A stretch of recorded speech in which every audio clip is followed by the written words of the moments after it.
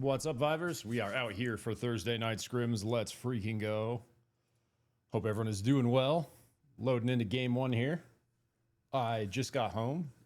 Here are our teams for the day. I hate how I don't have emotes in spectator, bro. Let's troll. But it's going to be a heated lobby, top talent in North America, and all these players are out here practicing SUPERVIVE. I am going to be like a little more deliberate about practicing shoutcasting. Like instead of just doing it, I'm going to try to like work on some stuff. So especially like my play-by-play. Like I think my color's pretty decent, but my play-by-play needs a lot of work, and I'm like basically brand new to play-by-play still for the most part. And so I'm going to actually try to like deliberately work on some stuff. It might sound a bit awkward at times because I'm going to like pause to drop, and I might even do something as crazy as like acting like I'm two different dudes. One's the color guy, one's the play-by-play guy. We'll see how it like flows, but I really want to like practice more deliberate play-by-play. And something else I really want to practice is like I get like overly excited, which is like a good thing, but then I don't control my voice. So my voice, like as stuff starts happening and it gets more exciting, I get higher and higher, and then I'm like way up here and I like have nowhere to go, and I'm like, oh my god. So I got to figure out how to like go not quite as high, or like find a time to reset back down, because I just can't stay up there, and it sounds weird when I stay up there. So I'm gonna try to give myself little like breaks to like even reset and see if that helps, where I like stop play-by-play and go into color. But anyways, that's my pregame spiel as we dive in here. Bunch of teams out early fighting over these scav by armors. BAP, our normal contenders here, always pushing golds. We do see one on Pine, one on Height. Kind of on the split now. We do see Pine Recall back together here. A little low on levels, but able to snag two of the gold armors. Looks like who kind of came out with the rest of them? None on Naya, who were also posturing there. If we take a look at 10, honestly expected more golds to come out of here. So BAP come away with two. I guess no one actually goes for the vault. Krillo gets one, but Scav Bay vault remains uncracked maybe? Okay, here we go. Naya find their way there. Get two golds themselves. So we got 5 golds out, kind of split between the teams so far. Taking a look at our Burgundy team, Cat, our Kenneth Nidhogg Lods team. Bit on the split, Lods and Kobas. We do see, or sorry, Lods on the recall here. CMT up in the Kobas area.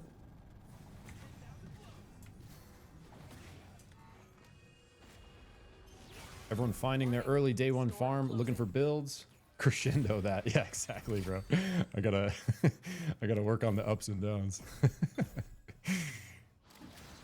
But pretty calm start, pretty much what we'd expect. Everyone rushing level 6, rushing early gold, getting their builds online. We do see prioritization of the relic buy kind of across the map. BFS making their way back for another pickup here maybe, or looks like they already did with 5 out of 6 relics online here. Remember, we are in the next patch, so Sunweaver nerfed a bit. What else got nerfed? A lot of the CDR items got nerfed, so you're going to see a mix-up probably in some builds from what you're used to. Probably less prioritization on like Songbow. For instance, like Krillo here with Rampager over Songbow maybe. With that dash reset removal off of the Songbow proc, definitely characters like Ghost, like still going to be good on them, but not going to be nearly kind of as crazy as they were. Essence Reaper everywhere. True. Yeah, Essence Reaper did not get nerfed. I know that is another one they are looking at, but we definitely have seen a rise in the Essence Reaper prio. A lot of people, like, over the last couple weeks, like, realizing the power of Sword of Seven Suns, too. Even, like, Toilet here on the Zeph, rocking Vive Infuser with Sword of the Seven Suns. Very interesting Zeph look. Rage Steel Gauntlet with Gorger. Really interesting Zeph look, actually.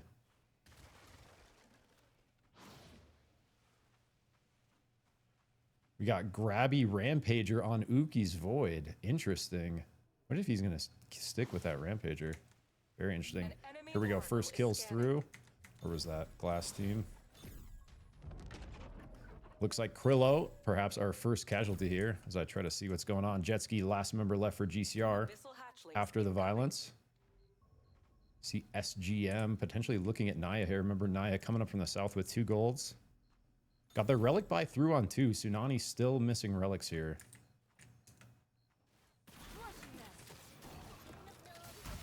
Crowd control out. Thank you. Nice zoning here with the bomb out front. Big double tap from Sans the dog, though. Damage pressure on the thank you. Naya kiting back, looking to play this high ground. Force SGM to push. Jump pad is down. It looks like they are opting to do so. Just Bodia in, though. A little bit on the split here. Got to be careful because BFS to the right. Beautiful third party, it looks like, if they look for the engage, but they're not. So SGM find 1, maybe 2 picks onto NIA. BFS not sort of over committing here. Don't want to look too hard for the third. I think if they do crash earlier into SGM, it's a really good looking fight for them with cooldowns up, but they go anyways. Cooldowns don't matter. Plum punished here. SGM looking really strong, actually. These Sans the dog autos just connecting really hard with that Sword of the Seven Suns. I feel like whenever there's a Shrike in the lobby for comp, bro, people like aren't quite ready for the dam because they're not used, like very rare to see Shrikes out here in the end. We see GCR, Jetski getting that res like he does, keeping them in it. Krillo and Misfit back, but very poverty. We see 1 grip, 1 relic on each. Going to be very much an uphill battle here against SFM. Jetski looking for the entry. Face Steel Chain finds the anti-heal. Misfit pushes forward. Beautiful Fusillade onto the enemy Shiv there. Second goes down. So GCR lock in a kill confirm. Suga and Krillo in the 1v1 on the left here. Looks like Krillo having the better of it a little bit as Suga looking to peel back, knowing he's down a member. Warp through the wall. Jetski looking to follow. Nice Tetra stun coming through from Suga. Going to use the Tetra ult as a zoning tool here. Force through. Want to maybe isolate Jetski, but Misfit finds his way into the fight through the warp as well. Think not quite calculating that on Suga's side.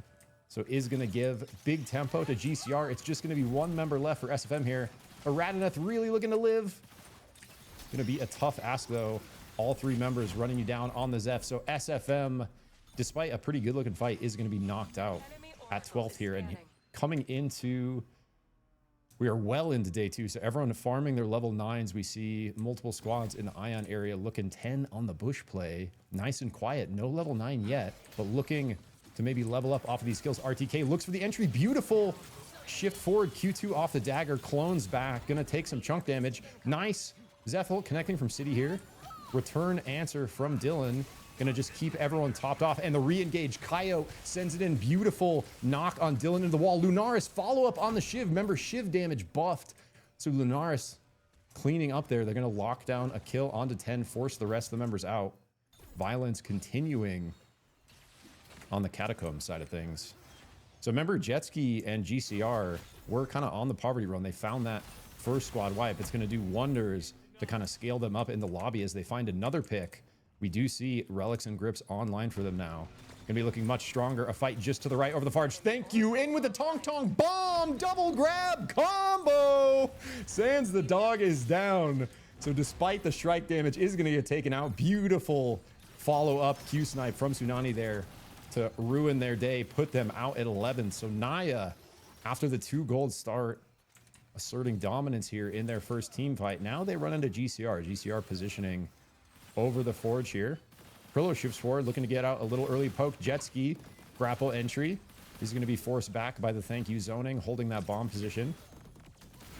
Nice connection on the Misfit. Misfit looking to trade back with the insta-fusillade. Got to be really careful not to get punished. Tsunami is looking to do just that. Have to call it off a little bit with the face steel chain out from Jetski. Kind of help create some space for Misfit to get a bit of a reset here. So GCR and NIA going to look separate ways. 3 teams fighting to the north, though. It's Cat right in the middle. CXC to the north, 10 to the south, 10 fully recovered here. Kenneth is trapped between 6 players. Not where you want to be on the Oath. You can only hold that shield one way. So it looks like Lods is out to the south. Nidhogg is out to the north, fighting in the northwest as well over this Meteor Beast. Multiple squads, so much low health as we pan up here. It is Bath versus CMT. We did see that golden beam going out from, who is a Fog Goes Wibbit? I missed the name change. More fighting as GCR never taking their foot off the pedal here. It's going to be Jetski versus Tsunami, but Misfit making his way up from the top. Tsunami got to be real careful here. I was going to say, NIA still have 3 members left, but they're running into multiple squads. One runs into Mod up here. Got to be careful with BFS on the flank as well. Glass, AJ, and Plum looking to push forward. Lemur on Team Mod. Okay, what is this squad? SNA, Lemur, and Bell. Oh, very interesting. Let's go. I think a little bit of like a sub squad here maybe, but I love to see it. They're going to find an E-plat position, looking to hold kind of some space in this next shift. We see 3-4 squads on this side of the map wanting to make their way in. Beautiful nade from Krillo. Can they follow up? It's insane. Follow up from Misfit with the Fuselage. Just so much damage out instantly. BFS put on the back foot. Now it's Mod on the hunt. NIA down to 2 members, I believe. It is. They are missing Ham. So even though Tsunani and Thank You on that level 11, going to be rough without the Brawl in play. Speaking of rough, Cat in a weird storm spot. Kind of right on the edge of both the Biome Soul Storm and the actual storm. They do make their way across, get some space to the north. Panning back to the south, Mod continuing the hut. GCR, though, have been fighting the entire game down here. We have not seen, we have not panned a GCR where they aren't fighting, and they continue the trend as 2 looking at Mod, and then Krillo is just 1v3 up here on the Ghost, just shredding with those nade connections. Plum gonna shift in, really wanting to punish this solo Ghost. Meanwhile, GCR is just fighting out of their minds. They find the 2v3 against Mod on the south at the same time. This squad actually kind of popping off in game 1. So despite a really rough start, they have turned it completely around. Now GCR looking like maybe the team to beat in the lobby. Are going to try to run down the final members of BFS here. Plum maybe getting caught, looking to trade into Jet Ski, has those stacks, but it did get 1 shift off, not going to be able to get a second with any kind of damage through. And SNA caught in a really rough spot, just trying to find their way in from Storm, but are going to get eliminated by GCR. I think 2nd squad elimination for GCR after a couple really big fights. Continuing to look strong. Panning up to another team fight in the north. We got CXC versus CMT. Looks like a lone Mercury in play. Got to be real cautious with BAP to the north here. Another powerhouse squad in the lobby. We do see nice armor, level 12s. They are looking for the entry on a CXC. Beautiful. Eva ult out, going to connect onto Coyote, but he does find his way out. Pine following up for the kill confirm on City with Golden Beam and the wings there. So BAP, 1 kill through. Fighting continues to the south. Unrelenting violence on this side of the map. Now Cat facing off with Naya. We do see they got Ham back. So Brawl still in play. Still opting for the full CDR look on Ham. He's rocking Songbow Isocrons. So despite the cooldown reduction nerf, still leaning very heavily into it. They estimate about a 20% reduction in CDR just from the stat getting changed beyond any kind of item nerfs. So the actual stat itself was kind of adjusted in this last patch. Definitely felt it the bit I was playing yesterday. Actually, my first time out here in scrims playing myself, and it was an experience. Let me tell you, had a really good time though, learned a ton. And we do see CXC trying to answer back against Naya, but really tough to force your way into Storm onto their island.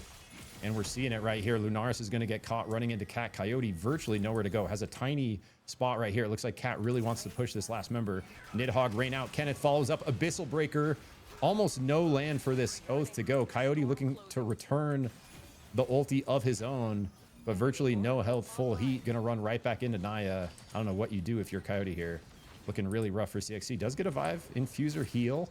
Maybe looking for a crown kill. Something miraculous. Not going to be able to pull it off. Ham finds the kill confirm. CXC out. We are down to 7 squads very quickly here. Violence across the map. There has been non-stop action on this bottom side, though. GCR in it almost the whole time. Tiny bit behind on levels, but looking just fine. We do see 11s on both Bal and Naya as they make their way in. Nice slam from Pamu. Big pressure onto that. E-plat. Flame Dave looking to follow up with the Shiv. Connects a couple shots, but not enough. As Bal finds new position to the north. Really like the reposition from them. Got a lot of space to play for now. And Naya looking to force their way onto this island. Put the pressure onto CMT. Maybe look for a pinch. Nuke out from TN. Is still playing this crown kind of solo to the right here. Has Dylan to the south. Has a bit of backup. But still wants to play this cautiously. 20 seconds left.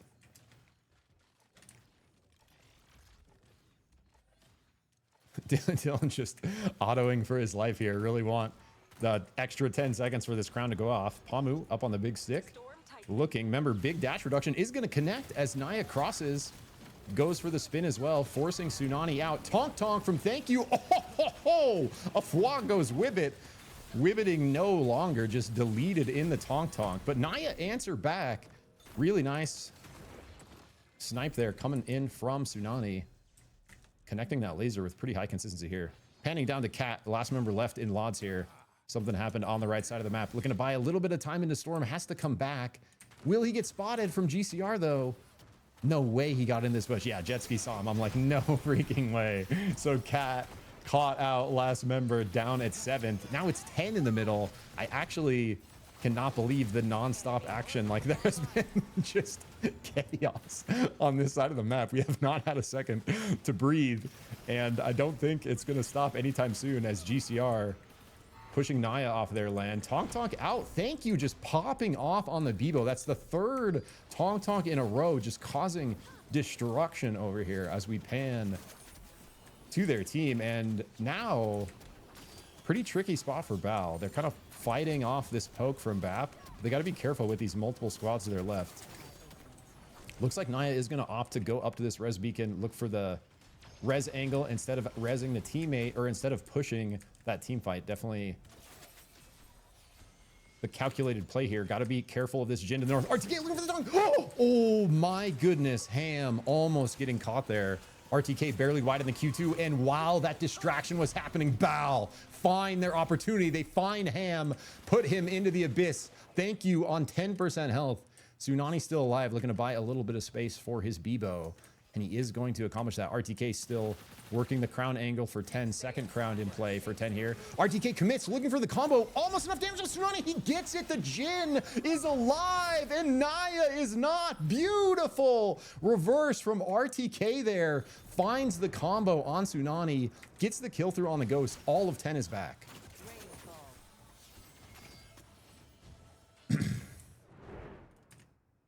Now we see our typical kind of slowdown coming into our final 4, final 3 here. Pretty good position for GCR on this bottom side, working this fire angle. And even in this next shift, they have a bit of land to play with. So plenty of space to kind of hang out and wait for the perfect opportunity. Meanwhile, our other 3 squads, it's BAP kind of holding central control over this next shift. And it's up to Bal and 10 to work their way in here. Not the easiest of angles. All these walls in Ion making it really kind of touchy depending on which hunter you're playing to fight in this area. A beautiful spot actually for Uki on the Void with those wall bang autos. Taking a look at kind of builds here while we got a second to breathe. Here's the 10 setup. We do see double nade connection on the Bao. Maybe going to be able to follow up here. Grabby out from RTK on the Jhin is going to get canceled there, but the nuke almost connecting. Nice zoning tool, and at the same time, GCR pushes BAP. So we got 2 3v3s on opposite sides of our circle here. GCR never slowing down the tempo despite, you know, maybe having a really good opportunity to look for a 4th party. They kind of give up their bottom position. They're actually going to give up their fire to 10 in the end here because of this push. I don't know how much value they end up getting out of this because BAP's still basically full force here. But maybe they're happy to trade that and take this space on the south, especially with this next shift coming top right here. Always be wall banging. The way of Void. You see through the walls. They don't exist. A true master wizard. What's up, Steph? Hope you're well, bro. Jetski looking for the entry like he does. Napalm traded out, though. Gonna put 10 in a bit of a rough spot. Kind of pinched between Bao. They want to play to the left here, but there's not a ton of space to work off of. BAP still kind of holding central position. They know no one's to their right, so they can kind of comfortably play this left flank. Their only kind of threat right now to their space is this GCR fire on the south. They're happy to kind of let these teams fight, poke from the right, and find their perfect opportunity. Looks like Virides Fury ripped from Bao. They want the violence onto 10. Beautiful follow-up from the toilet ulti, taking out 1, almost 2 members, forcing 10 into the arms of GCR here. They are happy to receive these kills. Jetski, face steal chain into RTK, looking to finish off this Jhin. Same time, TNN up to the north, looking to just live on the Bishop. RTK, such a rough spot here. Literally no one to go, nowhere to go. Nice R&B shift through, but not going to be able to do much. So it's just TNN left for 10 again here. That was the looking for a third crowned angle, playing from very much behind this game. Height does what he does best, finds the air slam, puts TN into the abyss, and it's going to be 10 out at fourth, down to our final 3 here. Let's go, baby. Gold armors across all 3 teams, actually. 2 golds, 2 golds, and 3 golds. We see level 13s basically across the board. BAP definitely having slight advantage here, but BAL and GCR are certainly not far behind. Take a quick peek at the GCR build. BAL now in a rough spot. GCR wants this opportunity. BAP forced the issue. We do see beautiful singularity out from Uki, but only connecting on 1. Are they going to be able to trade this kill for Azarath? If not, it's going to put them in a tricky spot with GCR pushing the south. So they do find their way out of the pinch. Now GCR maybe looking to punish these BAP cooldowns. Misfits in. Pops the Fusillade. Forcing BAP back a little bit. Krillo looking for the nade angle, finds Pine, but again, I was talking about these walls. They're good for the nades, not good for the auto follow-up. We see twice now Krillo connecting a nade, but not able to follow up that daze damage with the auto purely because of the weirdness of these ion kind of terrain. Finds another double nade, but again, not going to be able to follow up. Height looking to defend the boys with that engage. Is going to push 2 members of GCR off. Really heated final here. Oh, that grenade from Toilet.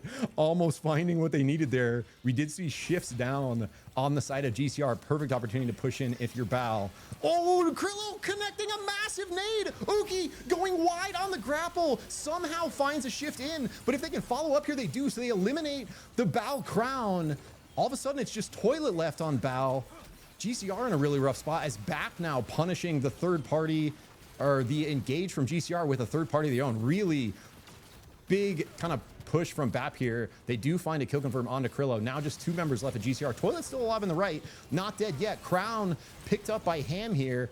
Has to play this insane because Toilet connects the auto. Or sorry, that's Jet Ski on the brawl. Finds the kill, brings all of BAL back, but the golden beam from Pine just goes so crazy. The wings in, deletes a member instantly off of that res. Now this Zeth and Void doing everything they can to trade. Another beautiful ulti by Toilet, connects on 3. This whole time, Misfit up to the north, playing the patience game, waiting for an opportunity. It's got to be soon though, because they find 1 member of BAL. It's just Toilet left, and BAP wipe BAL off the map. Misfit ships it in with the 1v3, trying to look for just a prayer here, hoping that cooldowns are going to be enough. But in the end, BAP asserting dominance, finding a beautifully fought final, and really showing why they are one of the top squads in the world right now in trios. Beautiful execution on that final circle, playing very patiently. They had their space to the right. They work their way kind of up and around, kind of, you know, only committing when they know they're going to really force a squad wipe. And, you know, also these other teams already kind of playing on the back foot from the way these early engages went. Really well fought from all squads. Beautiful crown frock from Toilet on Jet Ski there. But in the end, BAP take game 1. Hi Zig, is it okay if I, what's up Tyrannimus, if I join the second spectator spot? Yeah. So like Dylan's the guy. I'm not in charge of this. Dylan FPS is the guy that runs the lobby. So I'll just check with him, but you're more than welcome to, for as far as I'm concerned, to join the second slot.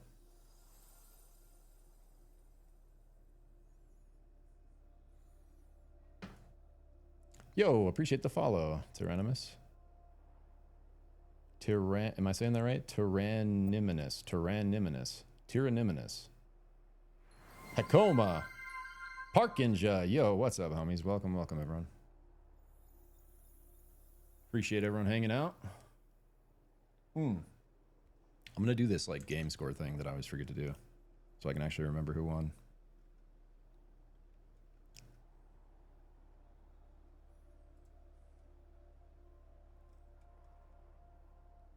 Here, I'll change my AFK text.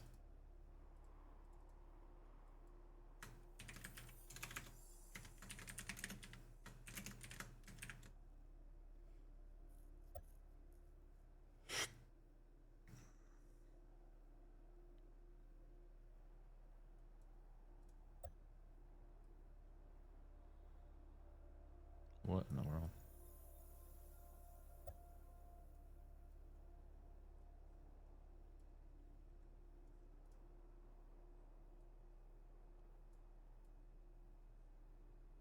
Maybe like here, something like that.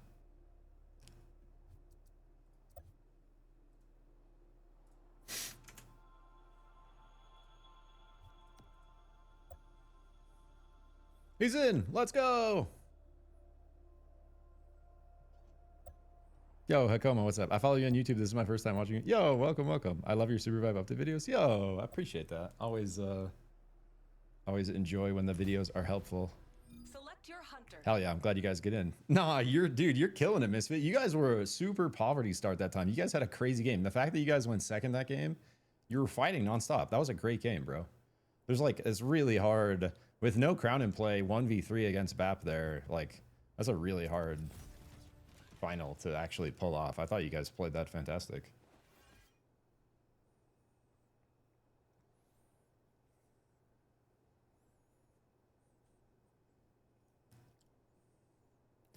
Do do do do do.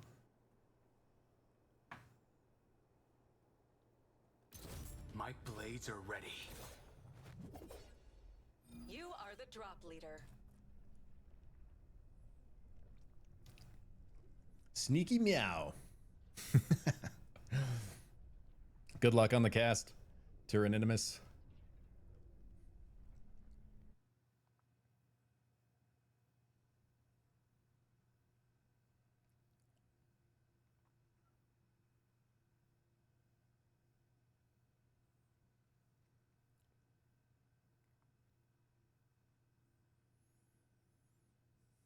Yeah, look, you guys were kind of racking up the kills that game, actually. 13 between two of you.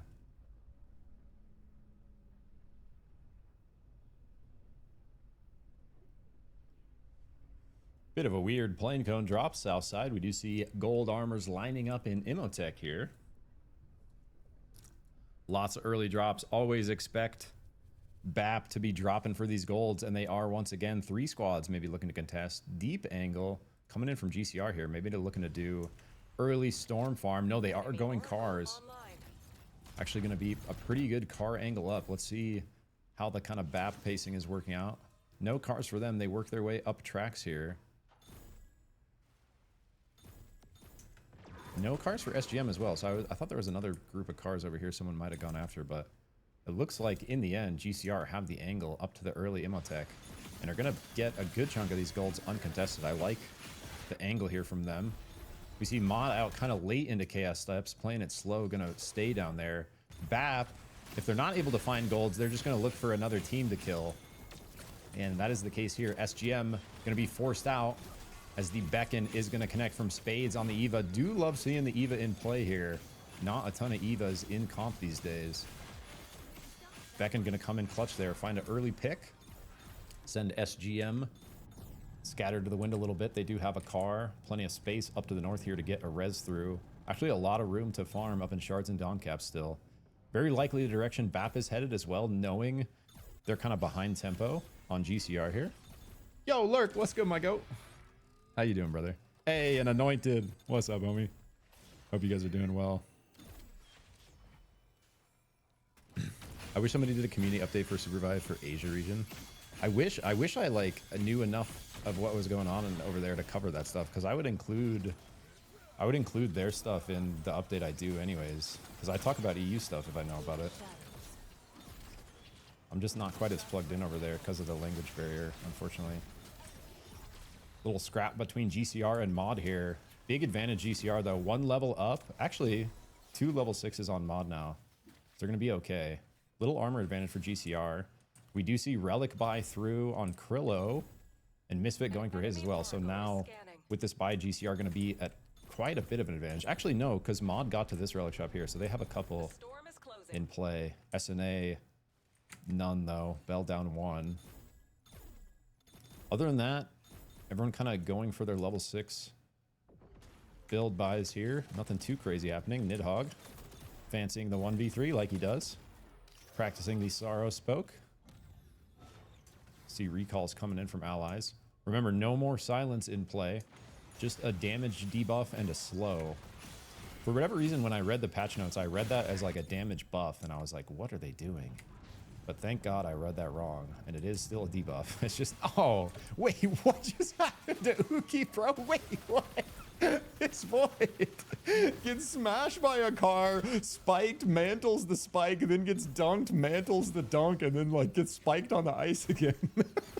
Somehow still alive. Uki showing the true magic power of the Void. Oh, nice bungee back on the toilet. We do see Uki hanging around for a sec, looking to maybe scoop his boy, but Naya find the nice pick off of that bubblegum. Oh my God, look at the map over here, bro.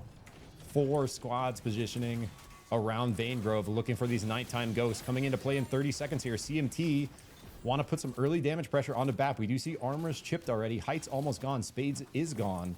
So, you know, 20% damage boost for the side of CMT if they're connecting shots here onto the broken armor. 10. Oh no. RTK disconnect, it looks like. Super unfortunate. So 10 going to be playing on the back foot for a little bit here. Hopefully RTK is going to be able to connect. See 3 more squads working their way in from the north. BAP, despite this is a very rare instance where BAP does not have full golds in night 1. So if any teams are looking to punish or take out BAP specifically, definitely one of our top squads in the lobby, this would be the time. Naya find their way into Mage Bog off the back of these cars. They are going to maybe put themselves in the middle of multiple teams, but they are kind of aware of the situation. SGM making their way down above them, though. What is this Mage Bog, bro? 8 teams in Mage Bog. Starting out with this fight between CMT and Mod on the right. CMT already down 2 members. It's just Pamu left on the Saros. Is going to get eliminated there by Mod. I love Pamu on the Saros, though, trading away the Wukong for a little bit of fun. Not going to be able to use those Wukong kind of tactics to get out in the end there. But BAP getting kind of caught for maybe the first time in a bit. Height going to be in between 3, gets taken out. It's just going to be Pine left for BAP. They get eliminated at 11. So because their gold armor star is contested, they don't kind of find their normal tempo. Like so many teams up here, you know, really just punishing any kind of misposition. And BAP find themselves in the middle of like 5 squads, get eliminated very early on. Down 2 squads already, actually, in night 1. Very sort of surprising and irregular for this level of play. Usually if a squad goes out day 1, it's off the level 1 drop. Thank you. Working that. Bebo grapple bomb tech finds his way out of the swamp there. Nice look, but has to be careful with 10 right to the south. They are down RTK still, who did disconnect. Super unfortunate. Mod off their victory. Feeling good to the bottom right. Squads continue to look to each other in Magebog, though. Cat find a kill onto GCR. We do see our other 2 members out to the south. Or sorry, onto Naya. 3 members of GCR are still left in Magebog, so potential action still breaking out up here. GCR in a very strong spot this game. 3 golds. They were the ones that took the early cars from Molten, rode up, got that immo angle. Krillo roasted me earlier. Got to get better. that's the Krillo coaching way, dude. Everyone is a noob to Krillo, but that's he says it with love. Void is like Jesus in Magebog. True, true. What, and Bebo is God? Is that a accurate? Look at, thank you, just schmoovin' with that bomb tech. Lots of space now for Naya on the south. We do see team fight between CXC and BFS over here. Abyssal Breaker. Ow. Oh, but the beautiful Zeth grenade connects onto 3. City monster CC there to set up the rest of the team for success. And Lunaris with this Masamune loves working off that crowd control. Guaranteed autos come through. Really nice look from CXC there. Going to force the remaining member up to the north. We do see GCR wielding this kind of power advantage. Nice entry from TNN. Follow from the ulti. Are they going to be able to get this pick onto Krillo? Just barely. Not enough damage off of that combo. Remember 10 still fighting with 2. But Bow, beautiful opportunity. They get the pick on a Krillo. Now it's just Jetski left. 10 is maybe going to cause a GCR wipe down a member. Jetski really good at living on this brawl. Kind of his expertise, honestly. Very good at schmooving, keeping alive. Has to be careful with Mod right to his right here. We've seen Mod kind of playing Abyss angles very well, now posturing around this soul. We do have Sans the Dog getting a knock. This is going to be auto repair in play here. Multiple squads fighting to the south here. Naya getting a pick as well. It looks like just one member left for SGM is going to get finished off by the CXC third. So SGM looked like in a fight with Naya there. CXC find another beautiful opportunity. Pinch from the south. And are rewarded with that squad wipe down to just 9. The storm is closing. You guys, there's like this weird, when people are creeping, there's this weird like gold sound from spectator view. It happens a lot early on, but I just heard it again right there. That. I don't know what it is. It's like a sound when like any player gets gold. So when a lot of players are farming, it's like ding, ding, ding, ding, ding. It's weird. It didn't used to happen either. It's my best theory, at least. CXC feeling themselves. Kind of riding this confidence. They do have 2 levels up on Cat here, so definitely want to look for a fight. Masamune on the Shiv as well. Very dangerous. Nice recall, actually, from Lods to reconnect. With Cat, we're going to play it patient here. Really want to find some camps, but this part of the map, not a ton to play for on the respawn. We do see day 3 rolling into night 3. Everything kind of cleaned up for this turnover, so really want to find themselves in a spot for day 4 here to get some creep kills through. Otherwise, going to be playing pretty much from that level 9 into endgame. Never really where you want to be. Looks like they think they found a split member at GCR, but the other 2 are just right here lurking. Okay, they do see him now. So GCR in basically a similar spot. On the level 9's Misfit, on the level 7, even more kind of behind the level curve. Really need to find a creep camp angle on this next day turnover. Look how little space there is to play for, though. There's virtually going to be no creep camps in play. Any that are already controlled by teams like Mod here, working their space very well after securing that beast. We do see 2 exotic perks on all of these guys. Mod actually looking really strong here. Are going to have control of the machine creeps for the day 3 turnover as well. Blinkstone on the Lemur Myth.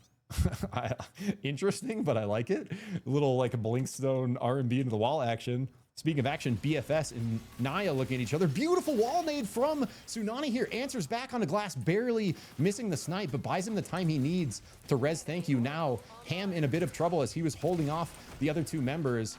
Gonna have basically nowhere to go as Bal lurking to the north here. Toilet now trying to follow up. Beautiful Bright Shield coming through from AJ there, canceling the Zeph ultimate. BFS find a little bit of space. Glass looking to reconnect here.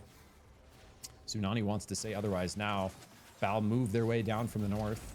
Looking pretty strong in their own right. 2 golds in their hands. Tiny bit behind on levels, but not too bad on the level 10. See teams across the map gaining intel on each other. 4 squads to the right, 6 to the left. Potential fight over in the machine. Around the lasers, second. Almost getting caught in the beam there. Ulti popped. Oh, this is such a rough spot for SFM. They get caught on the retreat in Mod. Another beautiful third party find too. Now it's just going to be Suga left. Nice Tetra angle over the lasers there. Is going to live. 3 squads now as GCR crunch onto the bottom of Cat. Cat finds themselves right in the middle of 2 squads when they thought they had the third. Always sketchy when the 4th comes in. GCR actually playing this tempo really well though. Constantly kind of finding angles to put pressure on other teams. Suga, last member left for SFM, does find himself a crown and a platform, but Mod really want to finish the job, and they do. So Mod looking strong this lobby. Couple squad wipes in the bag off of finishing last members.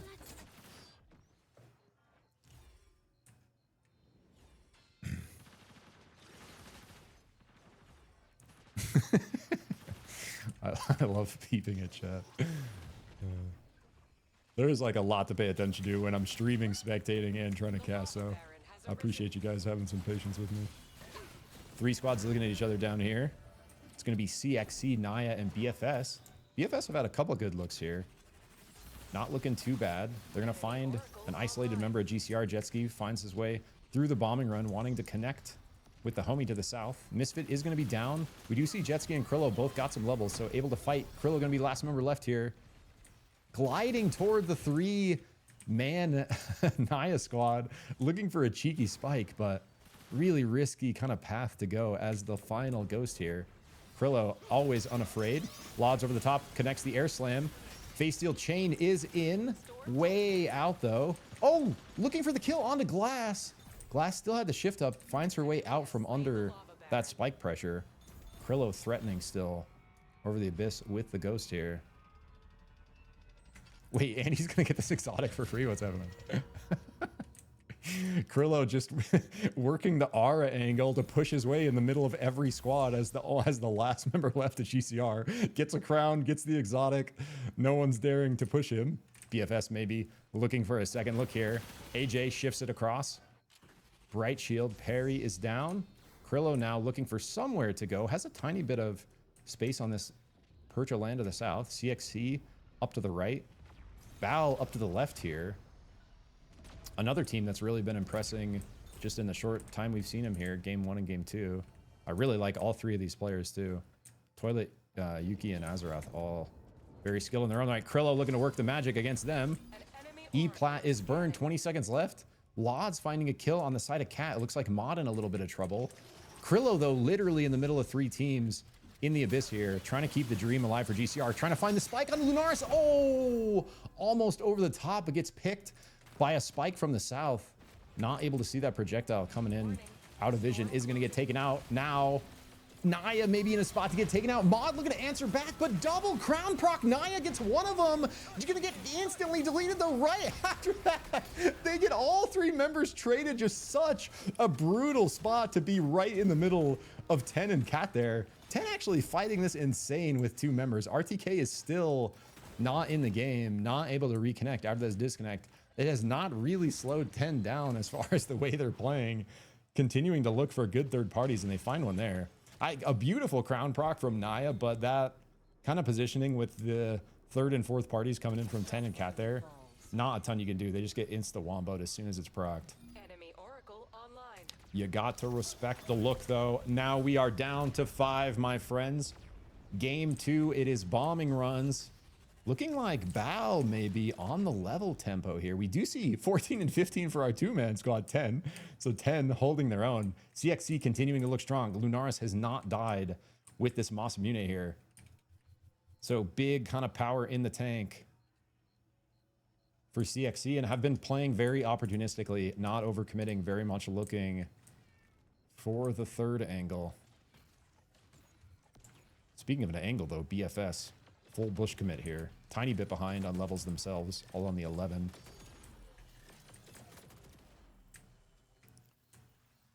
Big kind of slowdown in tempo here. Pretty much what we expect in the final 5-4-3.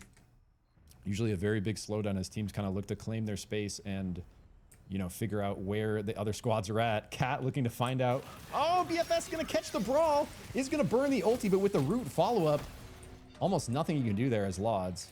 Can't use the Blinkstone in combat, so going to surrender that super powerful exotic. Now 10 find the two remaining members of Cat, so finally an even fight for them.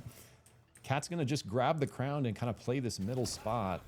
Same time, Bao makes their way up to the left, forcing the issue onto CXC here. Lunaris shift forward, Fusillade, Masamune, it's massive. Cannot answer back for the side of Bao, so really punishing them, kind of looking over and trying to take this piece of land. Toilet does find his way out. Last member left. Over to the right here. I think maybe has an angle where no one knows where he's at for a second. Still a very sketchy spot to be. On the Zeph, he's continuing to work that Sword of the Seven Suns angle with the Rage Steel Power Gauntlet. Root connecting onto our crown here for Lunaris. Oh no. Oh, TNN looking for the full combo there. Is going to connect the punch, but not all of it. Lunaris under a ton of pressure. Beautiful follow-up ult from City to basically trade cooldowns with Dylan, bring his Shiv back to full health. Now this is Lunaris's position to trade as TN is in no punch. Dylan looking at beautiful autos from Dylan, follows up, connects on the Zeph. Now it's a Lunaris. Fusillade is massive, has both of them down to literal 10% health. Lunaris needs this finish. Dylan wings through. He's going to get the connect. So Dylan with nowhere to go, despite a beautiful kill onto City, is not going to matter in the end as CXC gets the full rest. TN, though, not done with it yet. Punching Lunaris into the storm, stopping the squad wipe for just a moment longer. But in the end, 10 is going to go out. and it's Cat fully recovered to the north here. And it's just going to be toilet left for Bal on the south. All of BFS has found him, and he's not going to be able to do much. Taken out at fourth there. So fifth and fourth squads dropping very quickly. We see this next shift going to be working our way up to the left into Cat territory. BFS all of a sudden feeling really strong. They grab the Blinkstone from Lods after that beautiful pick onto Brawl after the bush play. They get another squad wipe there. So very much leveled up. Right back in the lobby, 14s and 15s in play. Taking a look at our Shiv hero with the Masamune here. Red armor, level 15. Looking at a box res angle. Do they hear it? And even if they do, is it worth pushing? Is going to get it off. So Coyote is up. The box for their Zeph going to be out of play here. BFS looking to force the fight against Cat. They just push right across. Abyssal Breaker out. Lod's looking to punish. Has the flank. Finds the face steal chain entry. Anti-heal out of more members. This is Lunaris' angle. Fusillade follow-up on the Lod's engage. Looking to take out AJ on this Oath. Beautiful ult pop from Aluna here. Trying to negate this crown play. Actually, really nice look from BFS to recover from that. It was looking real sketchy for a sec there. Now CXC in the sketchy spot. Kenneth looking to force it. Is going to push his way down. Make them move up to the north here. Nidhogg and Cat rotating to catch him. BFS on the south still. CXC still in a really rough spot. Lunaris doing everything they can. Is going to get connected with this route. Abyssal Breaker to follow. Crunched right in the middle. Despite a beautiful effort, CXC is out now. It is Cat versus BFS in the 3v3. Lots of cooldowns already traded. Bright Shield parry is out. Reversed from Kenneth there. Beautiful knockback, though, coming through from the Nidhogg shift, forcing them kind of off tempo for a sec. Lod's looking to follow up on that, but we get a second to breathe, a little bit of a reset. Nidhogg continuing to poke through that portal with the R&B. I do love the Saros pickup. We saw Pamu on Saros and Nidhogg on Saros this game. A little more love for our ranged sniper here. Definitely a little more prevalence in Europe. Sprokane and a couple other members, mainly Sprokane from what I know of, rocking the Saros over there. Mega Avalanche coming out from AJ as they work their way around. Not a ton of value, but it is going to split the fight a little bit. BFS actually playing this really well. Nice recovery from Cat here off of the engage. They're going to look to answer back. Face steal chain in from Lods. Big pressure out. Anti-heal onto 2. Oath just looking to live. Is going to get a bit of time to heal up here. They have a ton of anti-heal between the Brawl and the Saros to really counter what this Aluna and Oath are trying to do. It's really going to be up to Glass to find some kill confirms on the Ghost off a big nade, big ult angle. Give them the tempo they need to work this. Robber Raccoons, I think 2 or 3 out there trying to steal some loot. I think at least one exotic perk snipe from the side of BFS. Do love to see a heads up robber. Nuke is out looking to force the split here. Put him in this choke point between that and bombing run. Not gonna be able to follow up though. AJ pops Abyssal Breaker. Nice bright shield from Kenneth. Negates some of the engage. Napalm is out. Beautiful knockback onto the Ghost here. Lods though in the Napalm as he dashes in. Almost dies instantly to the Ghost Burst. Nice sidestep on the laser. They're able to live for a second longer. Not a ton of healing on the side of Cat. We see Kenneth positioning around. Gets the Q onto Lods. Follows up with a bright shield in. This is actually such a close final fight between these two squads. Just back and forth. Inches from players dying on either sides, but no one going down. BFS continuing to evolve their armor. 3 reds on the side of BFS here, just fighting out of their minds all game. Glass holding onto that Blinkstone. I think this is BFS's game to win. They're actually looking really dominant here. They just have to find a pick onto this really oppressive anti-heal comp coming in from Cat. Nice Abyssal Breakers traded on both sides, but it's the Oath on BFS that gets it through. Kenneth goes down. Now Cat is fighting in the 2v3. They find the pick they need. Glass does not connect the nade, but doesn't matter. Lot's super low health. Almost getting caught on the chonker there, and it is going to be the end for Cat. So BFS find a beautiful fight. They find the pick they need, and in the end, they take game 2. Let's go.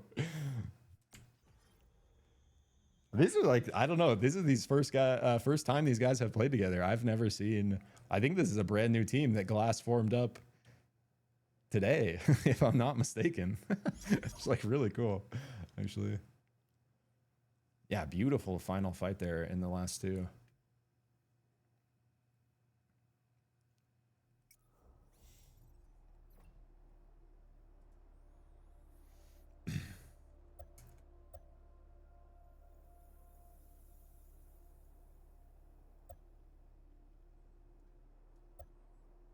No mouse pad gaming. Wait, she's playing without a mouse pad.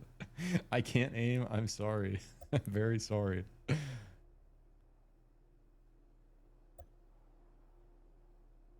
Yeah, M10 with a duo no fill gaming. They were actually doing really good. Use a textbook or a sketch pad.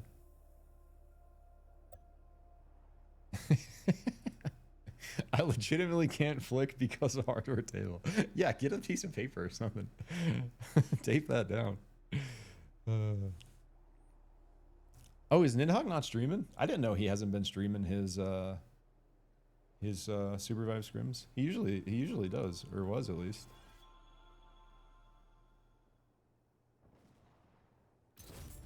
Yeah, now that you mentioned it, I actually haven't seen him stream SUPERVIVE in a minute. Select your hunter.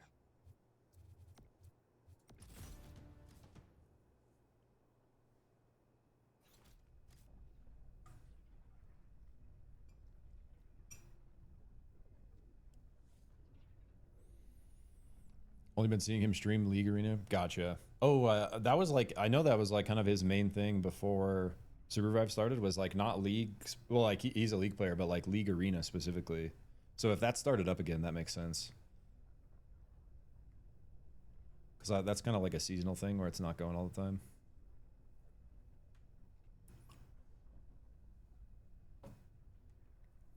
Yeah, he is a fun player to watch in SUPERVIVE though. It's kind of like just his mechanical prowess is fun to watch. I always like seeing him on the Myth and the Brawl. Those are my favorite two hunters to watch when he's playing. He hasn't played Brawl in a long time though, mainly because he has teammates that are playing it, I think. But his Brawl was like, early on, his Brawl was one of the best Brawls in the game, easy. Like no question.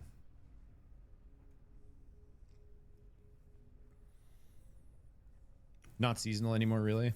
Up for a year now? Gotcha. So they're just kind of keeping it up. Don't think he considers his Brawl scrim level. Gotcha. It definitely used to be, but I don't think he has put any time on it in like, that was like November, bro. So yeah, almost like a year. That makes sense. That was like November, December. He was playing it a lot, like right after open beta launch. All right, wait, I forgot to do the thing. It was BFS that won, right? Yeah. So let me add there before I forget here.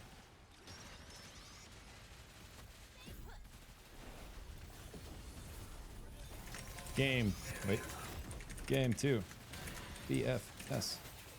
Boom.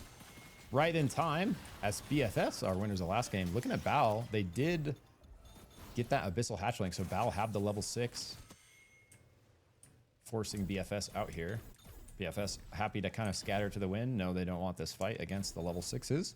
Pretty split map for the most part. Everyone looking for the early farm. We do see a contest from Mod, dropping with BAP in their normal gold area.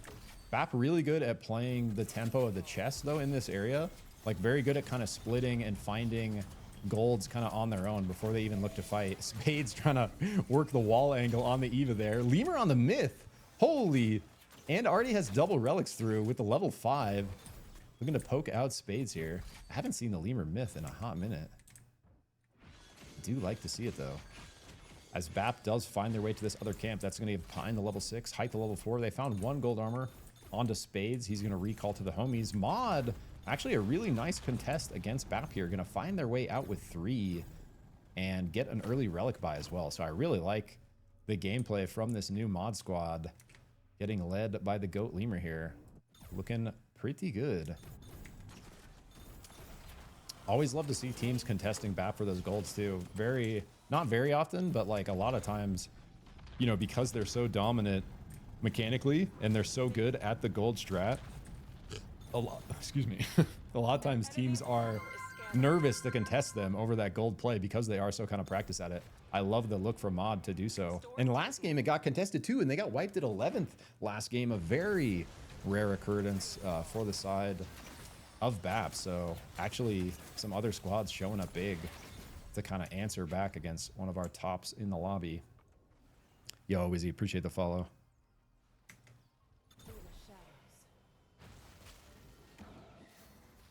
All right. basically our normal day one here. Everyone farming their way up. CMT and 10 look at each other. Dunk coming through from RTK. He is connected this time. 10 have 2 level 7s in play. Ulti's online.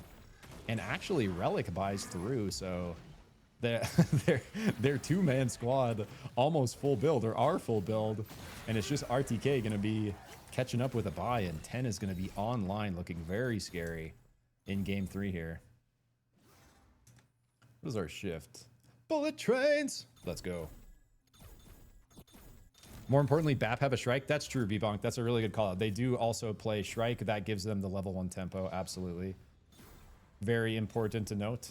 Much harder to contest. Not only a Shrike, it's Pine on the Shrike, right? So it's a very, very good Shrike. And makes it a lot more challenging to contest the level 1 drops. Absolutely.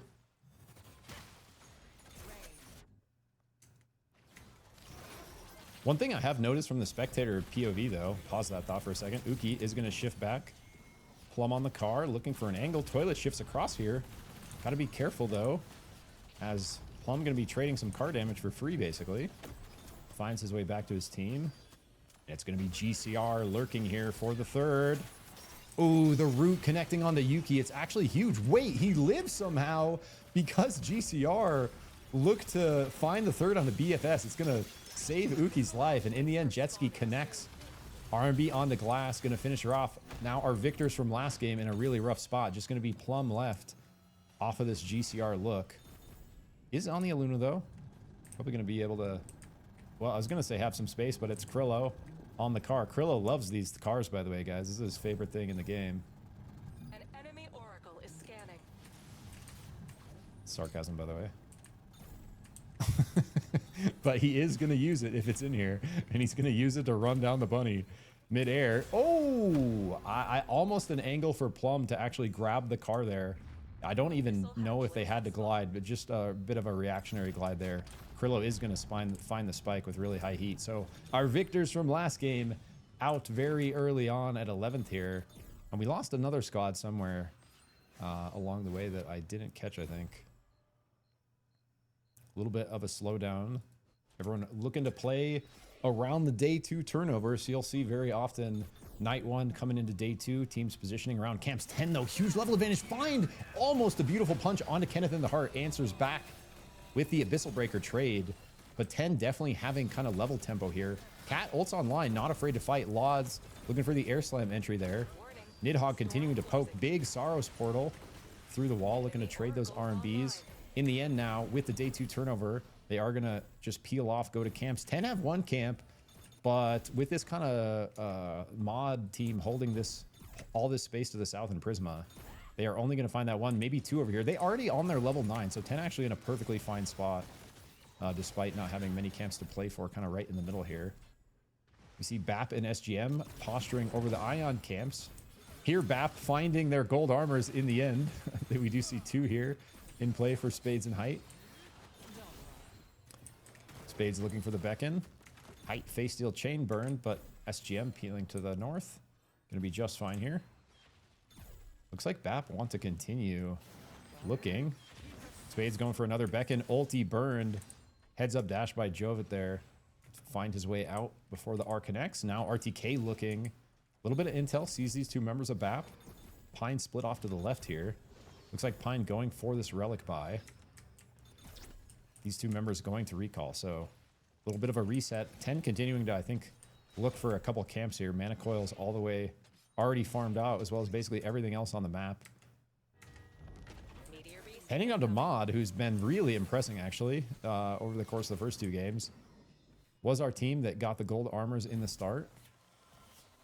Actually, a really good look here if they can find an entry onto Bao. Armor advantage, little level advantage. Grenade connecting only onto 1, though. No stun through. Continuing trade. Tree Prison out.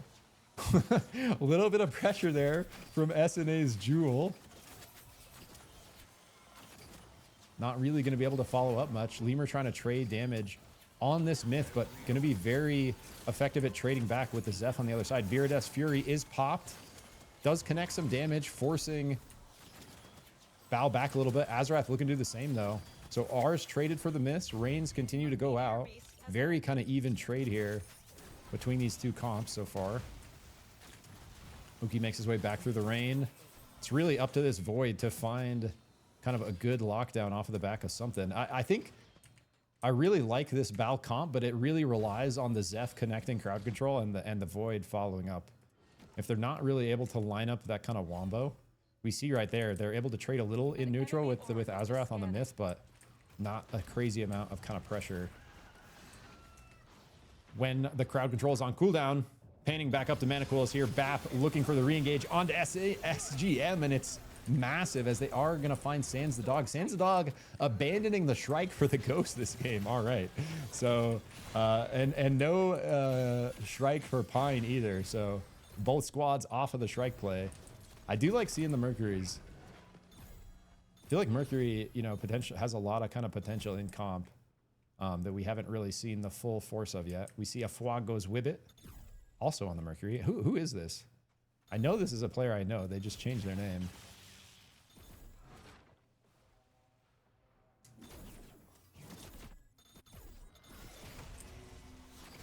Bal now in it with 10. They are going to find that pick. Uki farming the Mastery. Gets the shift onto the Wisp.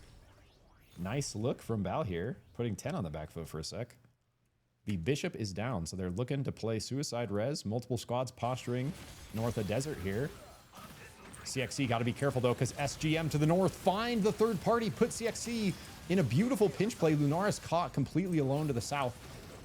GCR going to get that pick, get the Soul Stealer. SGM is not finished, though. Beautiful follow-up onto CXC. They connect onto C. 2 kill confirms through, but got to be careful. BAP wants the third round against SGM. The Eva ult is huge. Followed up from the Golden Beam from Pime. SGM going to have nowhere to go. GCR find their way around the wall and crunch, and it's not over. Fusillade popped as GCR crashed right into the side of BAP.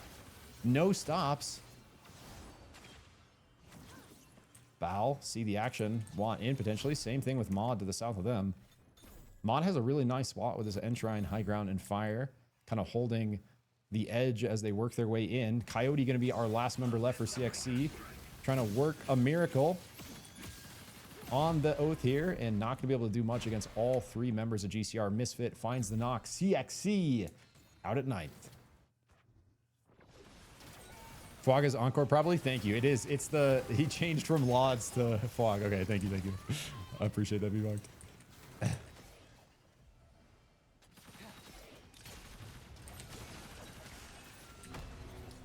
10 finding a look onto Tsunami here. They are going to get that pick. Nuke?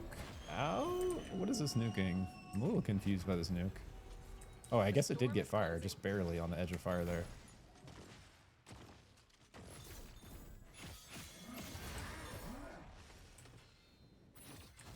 Ten back to full force after losing TN. They're going to be just fine. Level 11's in play. A little bit of a slowdown as everyone kind of finds their next spot on the map into day 4 here. Cat level 11s themselves, looking just fine.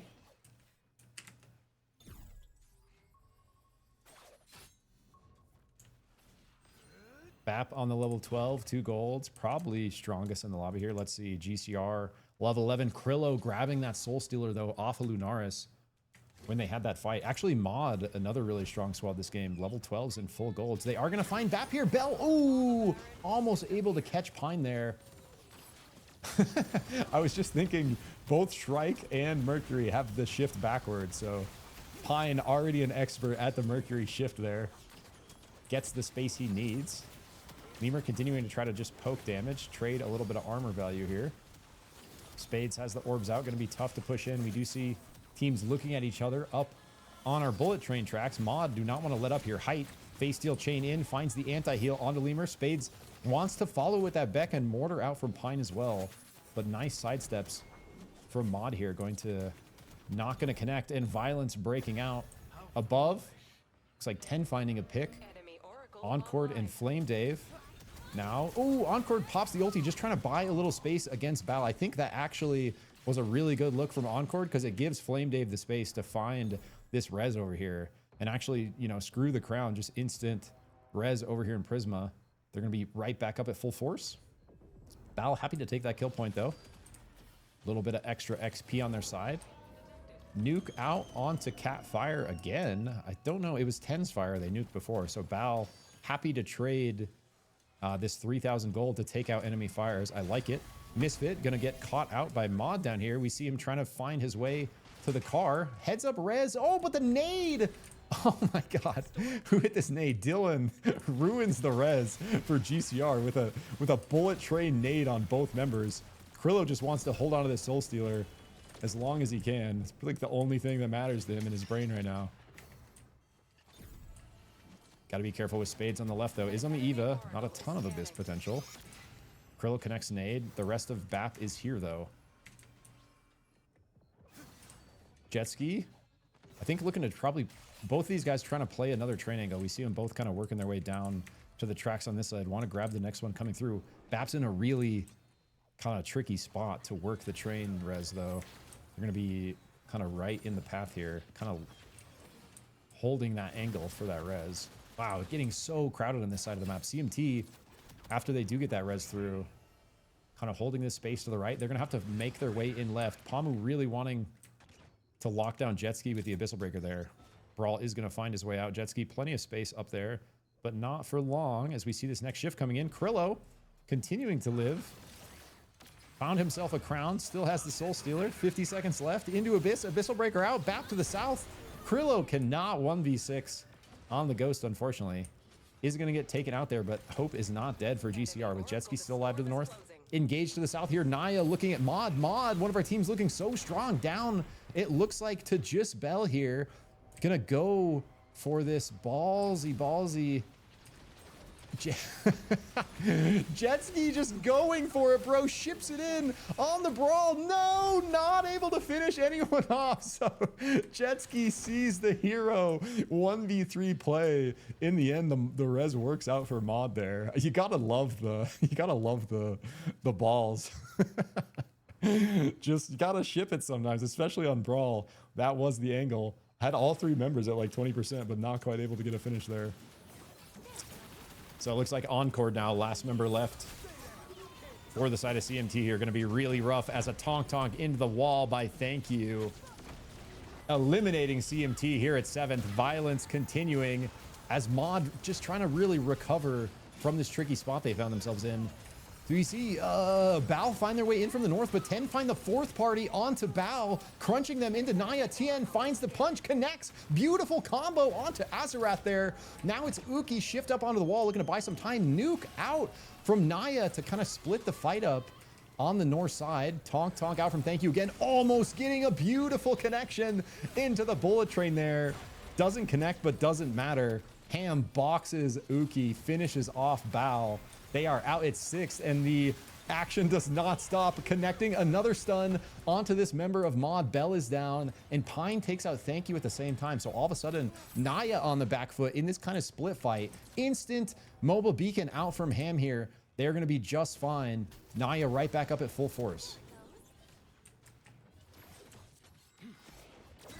We do see SNA, our last member left for Mod. Half health on the Jewel.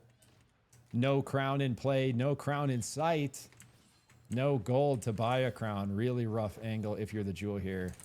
Going to need a virtual miracle. Does have 4 other squads still in it though, so if they can find a little bit of patience and an opportunity, it's never over till it's over. Especially with bullet trains in play. Even players at this elo and at this level of skill still die to bullet train quite often. It just comes through fast. Yeah, it's like SNA. It's like has literally nowhere to go here. Just getting looked at by 2 full force squads. Gonna find their way over into a 3rd. Yeah, nowhere to ult. Opts to go right in the middle of Cat, and in the end is gonna get taken out. 4 squads left now. Everyone at full force. Naya all of a sudden running the lobby after that Mod wipe. They find themselves with full golds, really nice levels. Bomb connecting onto Tien there. Same time, Cat and Bat poking each other on the left. Looks like Nidhogg connecting some of that R&B Saros poke. Big damage pressure on the BAP. They peel back, recover a bit. As Ten and Naya continue to look at Ten in a Really rough spot with the third party here. Lods forces it, shifts in from the right. Abyssal Breaker out from Kenneth, pushing all of Naya into not, but a beautiful combo by Thank You. Tonks the Zeth into the wall. So eliminating that healing, giving Naya the space to fight it out. Actually a beautiful look there from Thank You to kind of reverse that. And now it's just going to be Tien left for 10. Really wants to kill Height with his crown. Maybe has an angle to do it. Punches on cooldown. Height finds the connection. Gonna bring back Spades there. So all of a sudden, BAP back at full force. Now we got 3 squads. All 3 members left on each. Soul Stealer claimed by the Brawl. And it's not just any Brawl. It's the Height Brawl. Gold Armor. Fate Claw. Bunny Paw. Soul Stealer. Sunweaver. High Tops looking very scary.